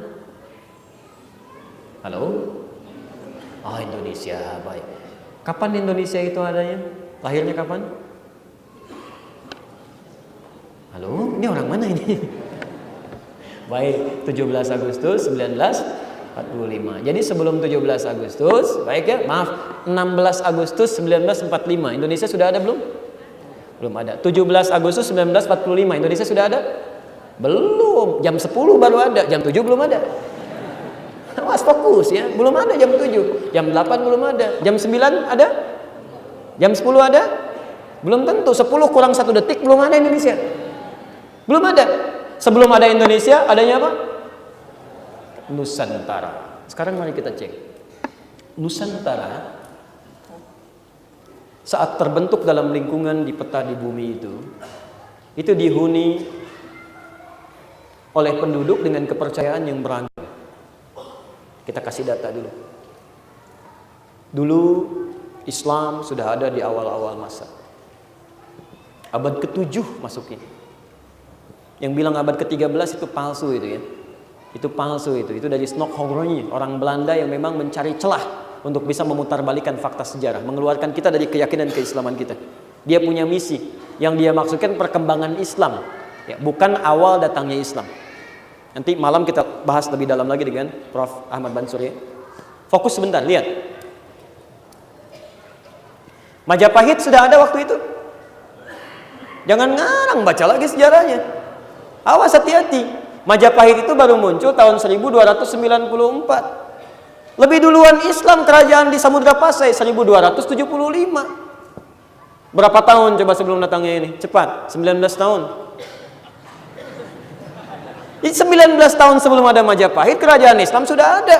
Kata Snokhorny datangnya di abad 13. Buktinya ada kerajaan Samudra Pasai. Apa mungkin orang Islam datang ke Aceh langsung bikin kerajaan? Mustahil. Ada orang datang ke Bandung langsung bikin kerajaan. Yang di Bandung pada ngapain? Ya. Pasti lebih dulu ada yang datang ke situ tuh. Ya. Ada yang datang dulu, ada yang kemudian berasimilasi dulu, ada yang dialog dulu, baru muncul ya pernyataan semacam ini, perkembangan semacam ini. Jadi Masya Allah ternyata Islam sudah ada duluan. Hindu juga sudah ada kemudian di awal-awal abad ini. Buddha juga sudah ada. Ya. Animisme, dinamisme, Masya Allah. Saya urutkan Islam, Hindu, Buddha, animisme, dinamisme. Ini sudah ada. Silahkan catat ya. Begitu Islam ada di sini, dalam lingkaran ini, damai situasinya Pak. Silahkan cek. Tidak kita temukan pertentangan-pertentangan yang menghancurkan banjir darah. Yang terjadi justru saking indahnya Islam itu datang dengan aturan toleransi. Tidak pernah maksa orang untuk masuk Islam. Dibantu orang sekitaran. Kemarin kami baru dari Jawa Tengah tuh, ke Lasem. Tempat pertama kali ya saudara-saudari kita yang dari Cina merapat ke Nusantara itu lewat Lasem tuh. Ya. Di dekat pantai Caruban itu, dekat ke arah Bonang, ke Pesujudan, Anda naik ke atas. Ada yang jaga di situ namanya Pak Abdul Wahid itu. Sampai hari ini. Itu lewatnya ke situ. Pemukimannya di Karangturi sampai sekarang. Teman-teman sekalian, begitu Islam sudah mulai datang di situ, kemudian Masya Allah bergaul dengan orang sekitar, tidak ada paksaan, nyaman mereka, membantu orang sekitaran sampai mereka berkembang luar biasa. Sampai datang Laksamana Cheng Ho itu bangun mercusuar di Cirebon, bangun kemudian masjid di Semarang, Sampokong itu yang sekarang jadi kelenteng, asalnya masjid itu. Dibangun oleh Laksamana Cheng Ho, membawa kemudian 62 kapal, 27.000 pasukan kemudian datang. Dinasti Ming itu, diajak datang. Apa yang dilakukan? Membangun, bukan memerangi. Kedamaian tercipta. Sehingga dari sini Masya Allah banyak yang tertarik, rakyatnya masuk Islam, bahkan di antara raja terkenal tuh di Sunda itu, dari mulai Banten kekuasaannya sampai ke Bandung, sampai ke Ciamis, sampai ke perdekatan Cirebon batas Jawa, namanya Prabu Siliwangi itu. Allahu Akbar, jalan-jalan. Tiba-tiba ketika ngecek ke wilayah Karawang, ya, dia melihat seorang perempuan sedang baca Quran, cantik, indah, bahasanya halus dan indah bahasa Qurannya. Namanya Nyai Subang Larang. Ya, sedang baca Al-Quran, belajar di tempat Syekh Hasanuddin. Syekh Hasanuddin itu guru Quran baru pulang dari Mekah. Maka disebut dengan Ummul Qura. Maka penduduk menyebut dengan Syekh Qura. Sampai sekarang di Karawang ada pesantren Qura, Syekh Qura. Belajar dari situ, tiba-tiba tertarik masuk Islam. Masuk Islamnya unik, ya, melamar Nyai Subang Larang. Kata Nyai Subang Larang, perhatikan Bu, ibu kalau misalnya punya anak dilamar oleh seorang presiden, Masya Allah, ditolak atau tidak sama sekali? Yang datang itu pemimpin besar Pak, menyampaikan saya tertarik dengan kamu. Apa kata Nyai Subang Larang? Anda boleh menikah dengan saya, tapi syaratnya harus masuk Islam. Mau diapakan juga nggak bisa. Perhatikan, perempuan yang keimanannya kuat dalam jiwanya, ahli Quran ini, dia nggak akan tukar agamanya dengan apapun, sekalipun yang dihadapannya seorang yang punya pengaruh luar biasa. Jadi kalau ada orang-orang Masya Allah gitu kan, merasa hebat dengan dirinya, hafal Quran dan sebagainya, tapi sedikit-sedikit berubah fatwanya, ya, padahal presiden bukan, menteri bukan, ini bukan, datang tiba-tiba nawarkan, saya kasih ya pesantren kamu, saya berikan yayasannya begini, terima, bangun, itu kan. Itu sesuatu yang tidak tepat menurut saya. Ada yang salah itu. Masuk Islam, punya anak pertama, lahir tahun 1423, namanya Walang Sungsang. Kalau orang dulu itu masih lebih ke nama-nama binatang gitu, lahir Sungsang, sebut Walang Sungsang, ya.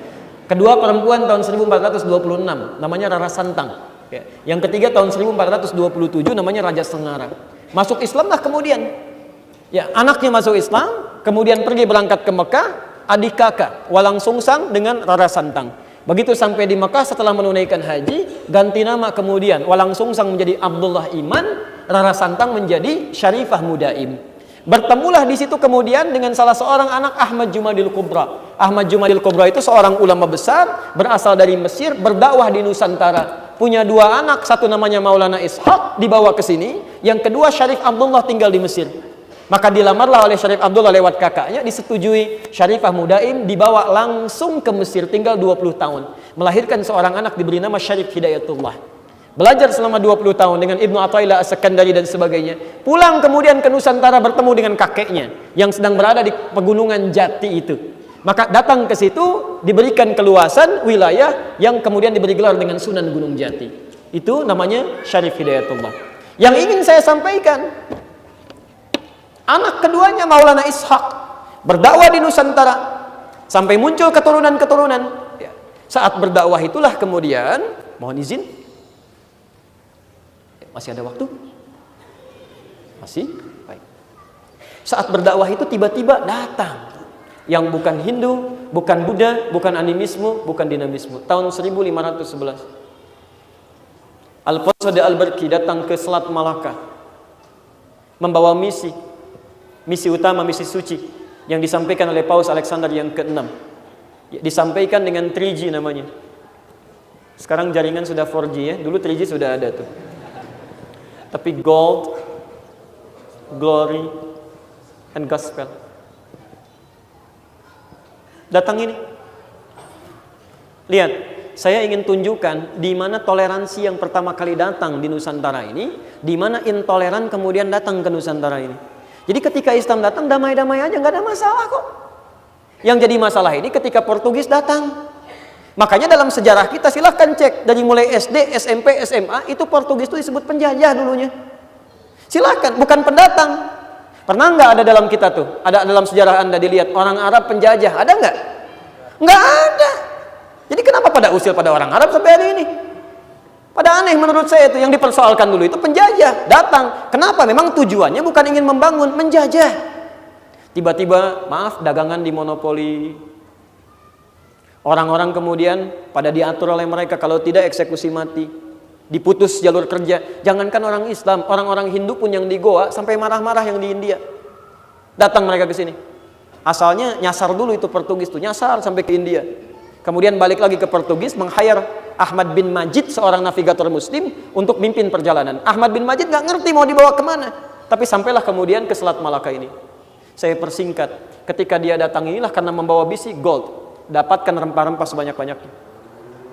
Glory, capai kemenangan, ekspansi penjajahan. Gospel, tebarkan ini. Ya. Kembalikan domba-domba yang tersesat. Agak aneh memang, nyari domba tapi ketemu orang gitu. Ini agak repot juga ini nih. Mohon maaf kalau kata-katanya kurang menyenangkan ya, tapi agak aneh memang. Ya. Nah, di sini kisahnya dimulai. Begitu datang, dia langsung membangun tempat ibadahnya. Dalam bahasa Arab disebut dengan kanisah. Jamaknya kanais. Kanisah. Jamaknya kanais. Ini penting saya tuliskan dulu karena saya akan bicara pada kitabnya Syekh Hasyim Asy'ari. Bahasa Latinnya dikenal dengan igreja. Igreja. Baik, jadi begitu datang dia bangun igreja. Orang kita tanya, apa itu yang dibangun oleh orang Portugis? Igreja, igreja. Orang kita kan semakin banyak diucapkan, biasanya semakin berubah pelafalan sesuai dengan konteks pelafalannya. Igreja, igreja, igreja, igreja, gereja. Okay? Sampai hari ini. Jadi gereja itu asalnya bukan bahasa Indonesia, itu serapan dari bahasa Latin. Jelas di sini? Baik, ketika dibangun itu, kemudian mulai ibadah. Ya. Ibadahnya 2 hari setelah umat Islam pergi ke masjid beribadah pekanan itu di hari Jumat. Ya. Jumat, Sabtu, kemudian nggak ada Minggu, adanya Ahad. Ahad. Cuma ketika mereka berangkat di hari Ahad itu orang bertanya, itu ke gereja ngapain gitu kan? Mereka mau ibadah. Siapa Tuhannya? Dalam kepercayaan ini dulu yang Protestan ini, maaf Katolik ini, ya, ini Katolik asalnya. Jadi kalau ibadah itu tidak langsung menyembah Tuhannya melalui perantara orang suci yang disebut dengan santa. Ya. Dulu yang dijadikan sebagai wasilah namanya Santa Domingo. Santa Domingo. Kemana nyembah Santa Domingo? Tipikal orang kita sampai hari ini nggak suka dengan yang panjang-panjang, Pak. Ya. Saya ada di Tripoli dulu olahraga, main bola dengan teman-teman. Orang Arab bawa bola namanya Abdurrahman. Dipanggil lagi oleh sesamanya. Allah ya Abdurrahman, wazzi'ina wazzi' ta'al. Abdurrahman oper sini oper. Orang kita enggak. Man oper. Wazzi'. Di oper ini. Baik. Santa Domingo, Domingo, Domingo, Domingo, Minggu, Minggu, Minggu, Minggu. Minggu dari sini asalnya. Muncullah hari Minggu. Nah, karena ini membawa misi gospel, mengajarkan ini sekaligus menebarkan, ya, ada penyebarnya di sini, datang membawa misi, ya. Apa yang terjadi? Kemudian mulailah masyarakat diajak-ajak. Tadinya ada tawaran, ngasih makanan, ngasih macam-macam, ngasih obat, ngasih penyembuhan. Akhirnya para ulama melihat situasi itu, belajar dari ayat-ayat tadi yang di awal kita bahas. Dari situlah kemudian ulama-ulama kita memberikan fatwa, termasuk Syekh Muhammad Hasyim bin Asy'ari yang mendirikan Nahdlatul Ulama tanggal 31 Januari 1926. Perhatikan fatwanya, halaman ke-14, posisi paling kanan sebelah atas. Ya, saya bacakan baris pertama sampai dengan baris kelima saja dulu. Ya. Wa yaqta'u bi takfiri. Ya. Qala fil Anwar, kata beliau, saya mengutip pengarang kitab Al-Anwar. Posisinya sebelah kanan paling atas, paragraf pertama, baris ketiga, sebelah kiri di pojok. Ya. Wa yaqta'u bi takfiri kullu qaulin, dan cukup dihukumi ikutan kafir setiap perkataan. Kullu qailin qaulan, setiap orang yang mengatakan bitadlilil ummati, yang menyampaikan pernyataan yang menyesatkan umat. Kata beliau pada saat itu, orang-orang yang menyampaikan pernyataan tapi menyesatkan umat dari akidahnya, itu dihukumi sebagai takfir, dikafirkan itu. Kafir di sini maksudnya melakukan perbuatan yang kafar tadi, keluar dari ketentuan Islam. Yang paling menarik diteruskan. Awas, awas. Wa kullu fa'ilin fi'lan, dan setiap orang yang melakukan tindakan-tindakan yang nyata terlihat. La yasduru illa min kafir. Yang perbuatan ini tidak bersumber dikerjakan kecuali dari kafir. Kalau kafir itu orangnya atau perbuatannya? Orangnya. Dari non-muslim. Diberi contoh, kasujudi lis-salib, seperti mengakui adanya salib. Sudah ada simbol dulu kan ya? Karena ketika mereka datang biasanya di perairan itu sudah bangun ya satu menara, dia kasih salib di atas ya. Lu bikin gereja. Nah, orang yang tunduk mengakui itu, ya kata Syekh Hasyim Asy'ari, itu sudah bermasalah. Dia sudah maksiat besar di situ. Yang paling menarik kalimat selanjutnya, awil masyi ilal kanais, atau dia ikut-ikutan jalan. Kanais jamak dari kanisah, ke gereja. Jadi kalau orang lain mau ibadah biarin aja kata beliau. Tapi kalau yang ikutan-ikutan ini orang aneh. Katanya muslim kok ikut-ikutan. Dan beliau nggak nyebutkan ikutannya itu untuk apa. Kata beliau, awil masyi ilal kanais ma ahliha, atau datang ke kanisah, ke gereja bersama orang-orang yang mau ibadah, tapi orang ini nggak jelas mau ngapain. Itu sudah salah kata beliau. Kenapa fatwa ini muncul? Karena memang sudah ada ajak-ajakan dari sejak dulu. Kenakan. Yang paling menarik, bizanadiriha wa ghairiha, atau mengenakan atribut-atributnya. Jadi dulu fatwa ini sudah ada dari ulama kita. Fatwa ini dibangun bukan ingin mengecilkan agama lain, bukan, tapi toleran dengan ibadah agama saudara kita. Jadi kalau mereka mau ibadah supaya mereka tenang, nggak mikirin kita, biarin aja dan jangan diganggu. Tapi juga kata Syekh Hasyim, kita jangan ikut-ikutan. Kata beliau nggak boleh itu. Pakai atributnya, mengenakan dengan mereka, ikut dengan mereka, nggak usah. Kecuali dalam konteks hal yang memang harus dilakukan. Jelas di sini? Halo? Kenapa tegang begini? Nah, ini saya ingin sampaikan satu hukum yang jelas. Jadi jelas MUI pun tanpa harus mengeluarkan fatwa, kalau kita benar-benar menggali Al-Qur'annya, menggali hadisnya, maka itu cukup bagi kita untuk jadikan patokan sebagai amalan. Kesimpulannya, bila ada di antara kita kemudian yang masih bisa menerima hal seperti itu, berarti dia kurang membangun hubungan baik dengan Allah Subhanahu wa taala. Yang kedua, kata para ulama, dia melakukan maksiat yang besar. Harus bertobat dengan segala apa yang dilakukannya, karena itu jadi konsekuensi serius ketika kembali pada Allah Subhanahu wa taala. Yang ketiga, tujuan itu dibangun bukan ingin mengecilkan orang lain, bukan. Termasuk melecehkan agama orang lain. Kita ada aturan di Quran, tidak boleh mencela Tuhan orang lain, agama orang lain. Tapi kita hormati mereka dalam konteks penghormatan yang dibenarkan. Biarkan dengan agamanya dan jangan ikut-ikutan. Termasuk juga sampaikan tidak perlu repot mengurusi ritual ibadah-ibadah yang kita kerjakan. Jelas di sini? Baik. Kalau sudah jelas, saya kira itu yang saya cukupkan untuk materi hari ini. Mudah-mudahan ada kebaikan-kebaikan yang didapatkan. Dan selanjutnya ada waktu 10 sampai 15 menit. Kalau ada yang mau ditanyakan, saya perkenankan. Kalau tidak, saya bisa cukupkan. Silakan. Ada yang sudah masuk juga? Salam.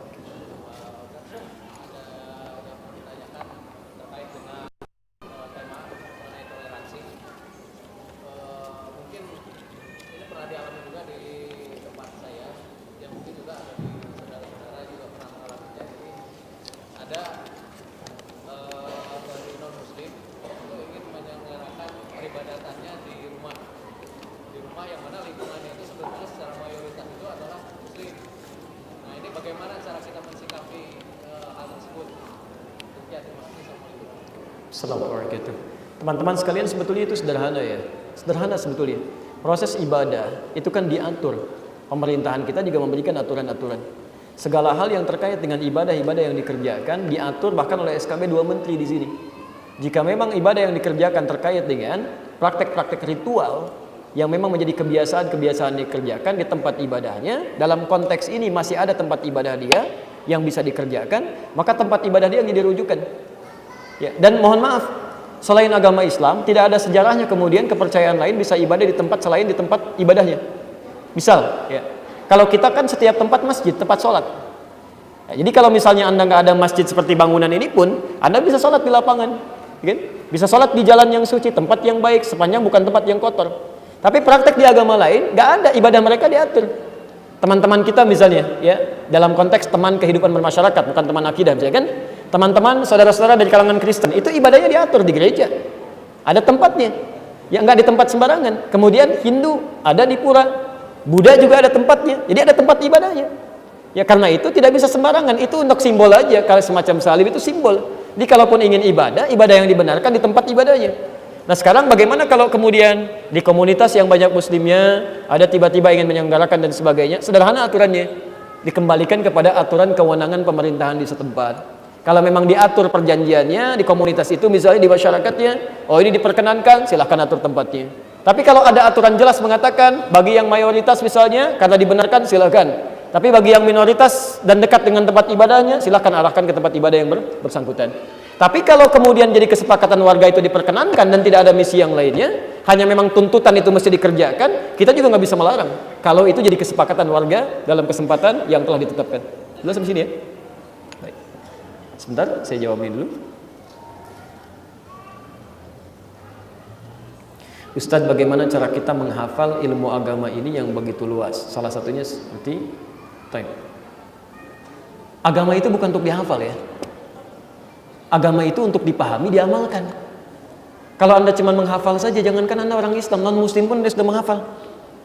Saya di Tripoli, kalau ada pertemuan antara tokoh agama, itu kita misalnya kemudian ada undangan, itu Masya Allah Bu, non-muslim, hafal Quran Bu, Pak. Pendeta hafal Quran. Ada. Jadi begitu bicara ayatnya, oh iya, saya tahu itu di Quran katanya, ada surah sekian, dia bisa bacakan. Ya. Karena itu kita pun belajar, kita pahami juga ya, Injil dia, macam-macam dia dan sebagainya, untuk diskusi apa yang dibutuhkan pada saat itu. Tapi poinnya adalah, kalau cuma menghafal, untuk apa? Tujuannya bukan untuk itu. Termasuk mohon izin ya, mohon izin. Anda yang sedang menghafal Quran, anak-anak yang sedang menghafal Quran, tujuan menghafal Quran pertama kali itu bukan jadi hafid. Awas ingat, bukan jadi hafid, tapi untuk mudah memahami isi Al-Quran sehingga bisa dibawa kemanapun dan mengamalkannya. Quran surah ke-54 ayat 17, ayat 22, ayat 32, ayat ke-40. Perhatikan kalimat Qurannya bagi para penghafal Quran. Walaqad yassarnal Qur'ana lidzikri fahal mim muddakir. Dan sungguh kami telah mudahkan Al-Quran itu untuk diingat, dihafalkan. Tapi kalimat ingatnya menggunakan kata zikir. Zikir itu tidak ada makna lain dalam bahasa Arab kecuali menghadirkan yang diingat untuk dipraktekkan. Jadi penghafal Quran yang baik itu bukan banyak hafalannya, yaitu orang yang setelah menghafal ayatnya, dia bisa menjadikan ayat itu sebagai pedoman hidup yang dia praktekkan. Contoh, dia hafal ayat tentang fungsi mata misalnya. Ya. Wa qul lil mu'minina yaghuddu min absarihim. Katakan pada pria-pria beriman supaya dia menjaga pandangannya, yang baik lihat, yang tidak palingkan. Nah, ayat ini ketika dihafalkan terbawa dalam benaknya. Jadi begitu melihat sesuatu dijaga oleh ayat ini. Baik lihat, tidak dia palingkan. Misal lisannya dia hafal, wailul lil mukadzibin, celaka bagi para pendusta. Saat ada orang memancing kemudian akan berdusta, dia jaga lisannya. Ayat itu menjaga dia, itu yang disebut dengan penghafal Quran. Zikrun namanya. Bukan hafid. Hafid itu asalnya penghafal hadis. Orang yang hafal 100.000 hadis dengan sanadnya disebut dengan hafid. Cuma karena kemudian hari orang-orang menghafal Quran orientasinya untuk hafal, maka disebutlah menjadi hafid Quran. Ya. Seorang nenek pernah bertanya pada saya, Ustaz, bagaimana caranya cucu saya supaya jadi hafid Quran? Saya bilang gampang, namanya aja hafid Quran. Ya. Begitu dipanggil hafid Quran, sini datang, gitu ya. Itu paling gampang itu. Baik. Nah, jadi poinnya, kalau ingin Anda dekat dengan aturan agama, mudah untuk mendapatkan sesuatu, cara paling cepat dekati Allah. Cuman 2 rumusnya. Tingkatkan ibadah, takwa, jauhi maksiat. Itu yang paling gampang dilakukan. Itu janji Allah di Quran surah ke-75 ayat 16 sampai 18, posisi paling kanan sebelah bawah. Teman-teman sekalian, Nabi dulu menghafal Quran, saking ingin cepatnya, saking ingin hafalnya cepat, itu cepat-cepat mengucapkannya. Saking ingin cepat hafal, cepat mengucapkannya. Ini penyakit penghafal Quran begini nih. Itu ingin cepat hafal, dzalikal kitabul la raiba fihi hudal lil muttaqin alladzina yu'minuna bil ghaib. Itu kan? Ingin segera hafal. Turun ayat. Perhatikan kalimatnya.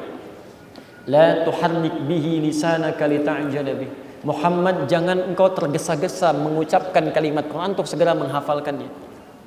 Inna alaina jam'ahu wa Qur'anah.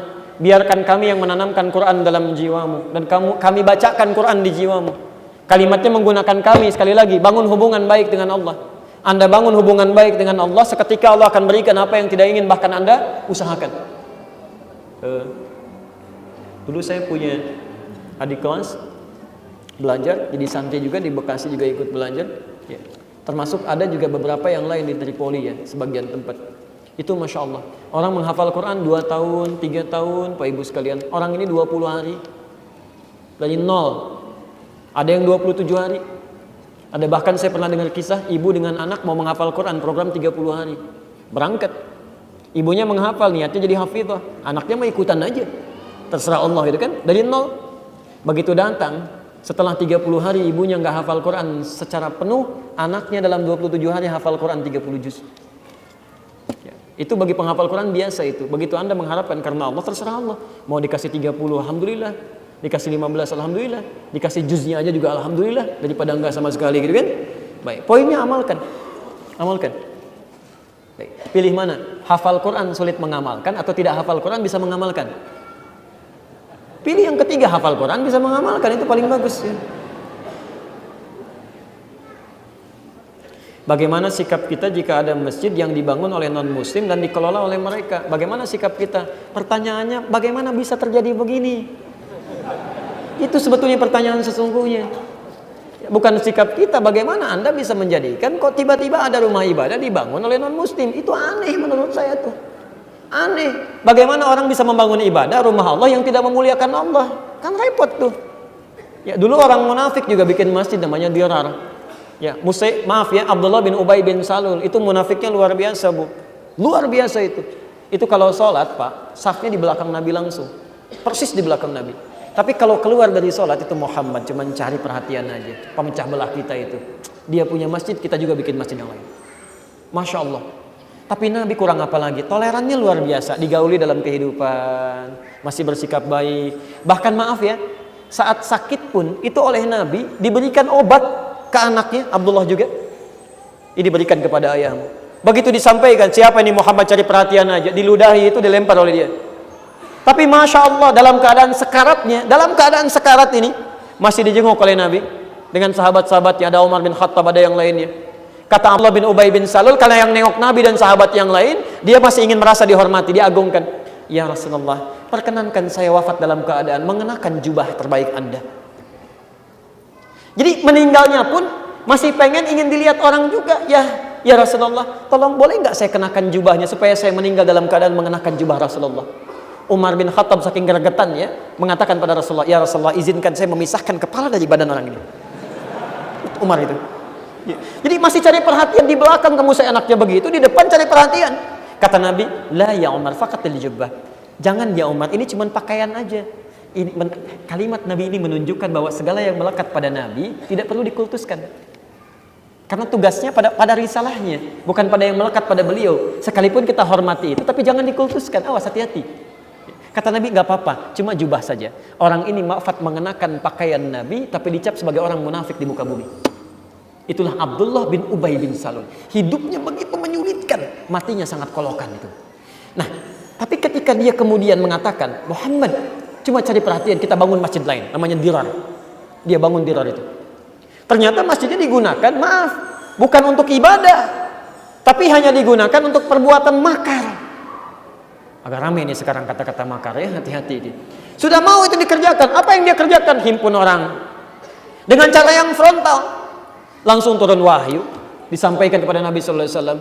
Itu ada bangunan disebutkan atas nama Allah tapi isinya bukan. Awas, makar itu tidak hanya bisa langsung. Bisa dengan cara yang halus, tiba-tiba dibangun, mengarahkan, dipetakan macam-macam. Kata Allah disampaikan kepada Nabi sallallahu alaihi wasallam, hati-hati, itu tidak tepat itu. Ya, diperintahkan untuk dihancurkan. Hancurkan. Ya. Jadi kalau ada yang seperti itu jangan dimamurkan. Jangan dimamurkan. Ya, seharusnya demikian. Kalaupun ada dialih fungsikan dulu, maksudnya dialih kepemilikan. Sudah orang Islam yang pegang, orang Islam yang ngatur. Bagaimana bisa ada rumah Allah diatur non muslim? Ngatur orang sholatnya, ngatur macam-macamnya. Ya, dia kan tidak paham tentang fungsi itu. Bagaimana bisa masuk ke dalamnya? Dan tidak boleh berada di dalamnya. Bagaimana bisa mengatur? Gak bisa masuk ke dalamnya, gak bisa melihatnya, gak bisa memetakan ibadahnya. Karena itu yang paling tepat adalah dilakukan. Coba Anda kemudian kelola kembali itu sehingga yang memegangnya orang Islamnya, yang punya kewenangan dengan baik. Dan itu ditempuh dengan jalan terbaik di Quran surah ke-16 ayat 125. Ud'u ila sabili rabbika bil hikmah. Nah, dan kalau misalnya kelihatan tidak memusuhi, doakan masuk Islam. Tapi kalau kelihatan mencari celah saja seperti makar Abdullah bin Ubay bin Salul, enggak boleh dimamurkan. Kalau kelihatan itu modus. Hanya ingin ngambil sesuatu yang ingin diharapkan saja. Jelas di sini? Baik. 5 menit lagi.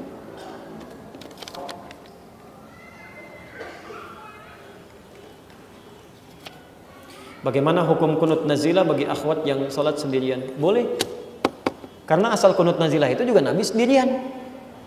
Sendirian. Di Quran surah ketiga Ali Imran ayat 128 sampai 129. Posisi paling kanan di pertengahan ke bawah sedikit. Ya. Ketika ada sahabat-sahabat muslim kemudian diminta untuk ke Bi'r Ma'unah untuk berdakwah, tiba-tiba dibunuh di sana. Nabi kemudian dalam salatnya kemudian beliau bermohon pada Allah Subhanahu wa taala, meminta kepada Allah supaya mereka diberikan hukuman yang setimpal. Allahumma la'an kadza, Allahumma adzib fulan disebutkan. Turunlah kemudian ayat laisa laka minal amri syai'un aw yatuba 'alaihim aw yu'adzibahum fa innahum zalimun. Muhammad, kamu tidak berhak menentukan si fulan masuk neraka atau surga, menghukum mereka atau memberikan hidayah. Allah yang punya berhak tentang itu. Maka dirubahlah kemudian doanya oleh Nabi dengan doa-doa kebaikan. Allahumma hdina fiman hadait wa afina fiman afait dan seterusnya. Nabi tidak mempraktikkan itu lagi, tapi meminta kemudian sahabatnya termasuk cucunya Hasan dan Husain dan sahabatnya Ibnu Umar, sahabatnya untuk bisa membacakan doa-doa itu. Maka kemudian dipopulerkan terutama dalam doa-doa di kunut nazilah, khususnya saat dalam salat-salat witir. Itu silahkan. Ya, mau berjamaah itu lebih bagus. Ya, kalau sendirian itu boleh disampaikan. Ustadz, bolehkah kita berteman dengan orang-orang munafik dan kafar? Kalau dalam arti teman dekat tidak gitu. Tapi kalau dalam artian teman yang hadir di sekitaran yang tidak bisa kita kolak, kita bergaul. Seperti Nabi bergaul dengan Abdullah bin Ubay bin Salul. Seperti Nabi bergaul dengan orang-orang kafir sebelumnya. Kemudian kita coba perbaiki dengan dakwah kita. Tapi kalau jadikan teman dekat, tempat curhat, tempat macam-macam, itu tidak. Jangan jadikan bagian teman yang bisa mengembalikan keburukan kepada Anda. Itu jelas banyak dalilnya. Ya, banyak dalilnya. Di antaranya Quran surah ke-4 An-Nisa ayat 140, posisi paling kiri sebelah bawah. Ustadz, saya melihat dan membaca berita bahwa gereja-gereja di Palestina mengumandangkan adzan karena adzan dilarang oleh Israel. Bagaimana menurut Ustadz? Tayyib. Ya, kalau kemudian itu dikumandangkan di tempat-tempat di gereja-gereja, pertanyaannya, kenapa di masjid tidak dikumandangkan? Ya, kenapa yang mengumandangkan siapa itu? Ya, yang mengumandangkan siapa? Ya, kalau mengumandangkan orang Islam tidak harus di tempat ibadah non muslim. Kumandangkan di tempat-tempat yang tidak ada batasnya. Silahkan di jalan kumandangkan, misalnya kan, di lapangan kumandangkan, tidak harus masuk ke tempat non muslim mengumandangkan adzan. Untuk apa? Tidak naik ke atap rumah kita kumandangkan, gak ada masalah di situ. Sekarang tanyakan dulu siapa yang mengumandangkan adzan di sini. Ya, kalau non muslim misalnya, boleh nggak non muslim mengumandangkan adzan? Halo? Kalau mau boleh-boleh aja, cuman nggak ada nilainya. Ya, masuk Islam aja dulu kan. Ya. Tapi kalau dia mau adzan, biarin aja, jangan dicegah. Kamu jangan adzan, kamu kan non muslim. Biarin aja kalau mau adzan. Cuman nggak ada nilainya gitu kan. Nggak ada nilainya. Dan kita doakan semoga bisa jadi masuk Islam. Ya, semoga masuk Islam. Saya kira terakhir ya. Terakhir, pelan-pelan dulu. Bismillah. Ustadz, awal dakwah Rasul yang mengajak masuk Islam kepada kaum lain yang sudah memiliki keyakinan, apakah hal tersebut termasuk kepada intoleran atau toleran? Anda harus bedakan antara dakwah dan toleran. Tolong bedakan. Dakwah itu terbuka. Mengajak kepada kebaikan itu terbuka. Kalau Anda menghukumi bahwa mengajak pada kebaikan itu tidak toleran, wah maka repot pemerintah kita itu. Repot. Mengajak untuk membangun, terserah saya dong. Anda tidak toleran kalau maksa saya membangun. Masya Allah. Ayo bersih-bersih keluar. Kok maksa-maksa, terserah saya dong. Anda tidak toleran kalau ngajak-ngajak saya. Lantas bagaimana pemerintah bisa bekerja? Jadi kalau dakwah itu terbuka. Ya, Nabi itu ketika menyampaikan risalah Islam, beliau tidak memaksa. Cuman menyampaikan, ini loh, saya mendapatkan risalah begini. Keadaannya begini. Kalau mau masuk silahkan, tidak juga nggak apa-apa. Itu toleransi paling tinggi. Awas, beliau nggak maksa orang. Bahkan dilarang oleh Quran. Muhammad fadzakir, innama anta mudzakir, lasta alaihim bimusaitir. Muhammad, tugasmu hanya mengingatkan, berbagi, bukan maksa orang. La ikraha fid din, tidak boleh memaksa orang untuk masuk ke dalam Islam. Jadi Nabi itu cuma mendapatkan wahyu, setelah itu berbagi dengan teman-temannya. Saya ada dapat seperti ini nih. Gambarannya begini. Disampaikan oleh beliau. Abu Bakar masuk Islam, Umar masuk Islam. Yang salah itu, kalau kamu tidak masuk, saya eksekusi. Kalau kamu tidak berubah keyakinan, saya kasih dosis obat yang tidak benar untuk kamu. Saya tidak akan berikan lagi obatnya. Kalau kamu tidak masuk Islam, masuk agama ini tidak akan mengalir bantuan kepada kamu. Itu yang intoleran. Jadi bedakan konteks berbagi kebaikan dengan konteks toleransi dan intoleransi dalam prakteknya. Jelas di sini? Baik. Ini masih agak banyak ini. Satu ya, terakhir ya. Baik, terakhir. Setelah ini kita selesai. Baik. Ini yang duluan masuk ini. Cuma ini panjang sekali ya, saya baca sebagian dulu. Waalaikumsalam warahmatullahi wabarakatuh. Ustaz, titik 2, jadi saya berhenti dulu nih, Ustaz. Baik. Ana bekerja di pemerintahan. Titik lagi. Sebagai pelayan masyarakat, seringkali mengakomodir kebutuhan masyarakat tidak hanya umat muslim namun juga umat yang non muslim, seperti permohonan bantuan pembangunan tempat ibadah yang lain. Apakah itu berdosa kan? Baik. Kalau sifatnya kebutuhan bermasyarakat, seperti misal jualan makanan, minuman, sendal, kebutuhan umum, itu nggak ada masalah. Karena zaman Nabi pun itu perdagangan sudah biasa terjadi. Ya, silakan Nabi beli sendal dari siapa? Kan non muslim juga yang jualan. Itu biasa saja, termasuk akadnya akan menggunakan akad yang benar. Jadi awas ya, suka ada yang telat berpikir gitu ya. Mengkiaskan sesuatu dengan cara yang tidak tepat. Ayo bikin syariat Islam. Ngapain kamu pakai Facebook? Ngapain kamu pakai ini? Pesawat tuh yang punya siapa? Pilotnya siapa? Aduh, Anda nggak nyambung. Kalau urusan dunia kita sama-sama berbagi, nggak ada masalah di situ. Ya, Anda bikin sari roti, kami bikin syar'i roti, nggak ada masalah. Silakan, roti Anda nggak kami makan, Anda jangan marah gitu kan? Selesai. Sampai ada yang mau bikin roti Al-Maidah sekarang itu di Surabaya itu. Aduh, jangan terlalu jauh-jauh juga ya teman-teman sekalian. Jadi fokusnya kalau itu nggak ada masalah. Tapi kalau sudah digunakan untuk kepentingan ibadah, ya, jualan topinya kupluk yang agak aneh gitu kan, dipakai di agama lain, nah itu nggak usah. Tapi kalau Anda jualan yang sifatnya umum yang tidak bisa Anda menolak, bahan macam-macam, kan Anda tidak bisa wawancara dulu. Beli semen Pak, pesan. Untuk apa yo? Kalau untuk umum bangunan agama, saya nggak bisa. Nggak bisa begitu. Orang beli semen ya semen aja. Urusan dia menggunakan untuk apa itu perkara yang lain. Tapi kalau Anda khusus spesifik menjual kebutuhan seperti itu yang nggak boleh. Nggak boleh. Momennya nih, Desember, mumpung masih tanggal 24, jualan pohonnya pohon khusus misalnya kan, nah itu yang nggak boleh. Nggak boleh. Tapi kalau sifatnya umum, silahkan, nggak ada masalah di situ. Jelas sampai sini? Baik. Cukup? Belum? Ya, saya harus segera bergerak ke Kopo ini ya. Jadi zuhurnya sudah ada di sana. Jadi barangkali kita cukupkan dulu untuk pertemuan kita. Pertama, teman-teman sekalian dan pemirsa di rumah dimanapun Anda berada, saya memohon maaf kalau dalam kajian hari ini, memang karena kita membahas akidah, saya tidak punya pilihan kecuali tegas. Karena saya akan ditanya di hadapan Allah Subhanahu wa Ta'ala. Jadi akidah itu toleransi terbesarnya adalah zero tolerance, supaya masing-masing nyaman dalam beribadah. Dimaafkan saya kalau dalam kata-kata yang disampaikan tadi banyak ketegasan yang saya sampaikan.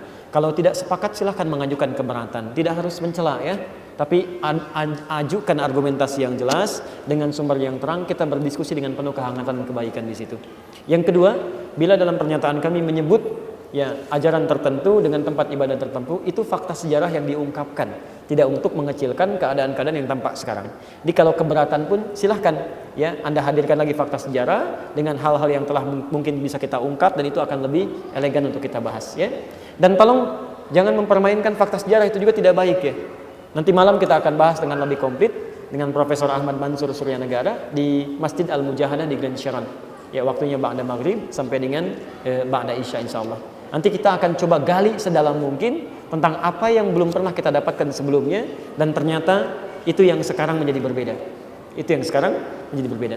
Kami cukupkan dulu, berjumpa nanti sore ini di Masjid Al-Mujahadah, dan besok subuh terakhir kita ada di Kota Baru Parahyangan untuk subuh ya, live dari sana dan masih tersambung dengan Akhir TV dan Madani TV. Subhanakallahumma wa bihamdika asyhadu an la ilaha illa anta astaghfiruka wa atubu ilaik. Wa akhiru da'wana alhamdulillahi rabbil alamin. Alaikum warahmatullahi wabarakatuh.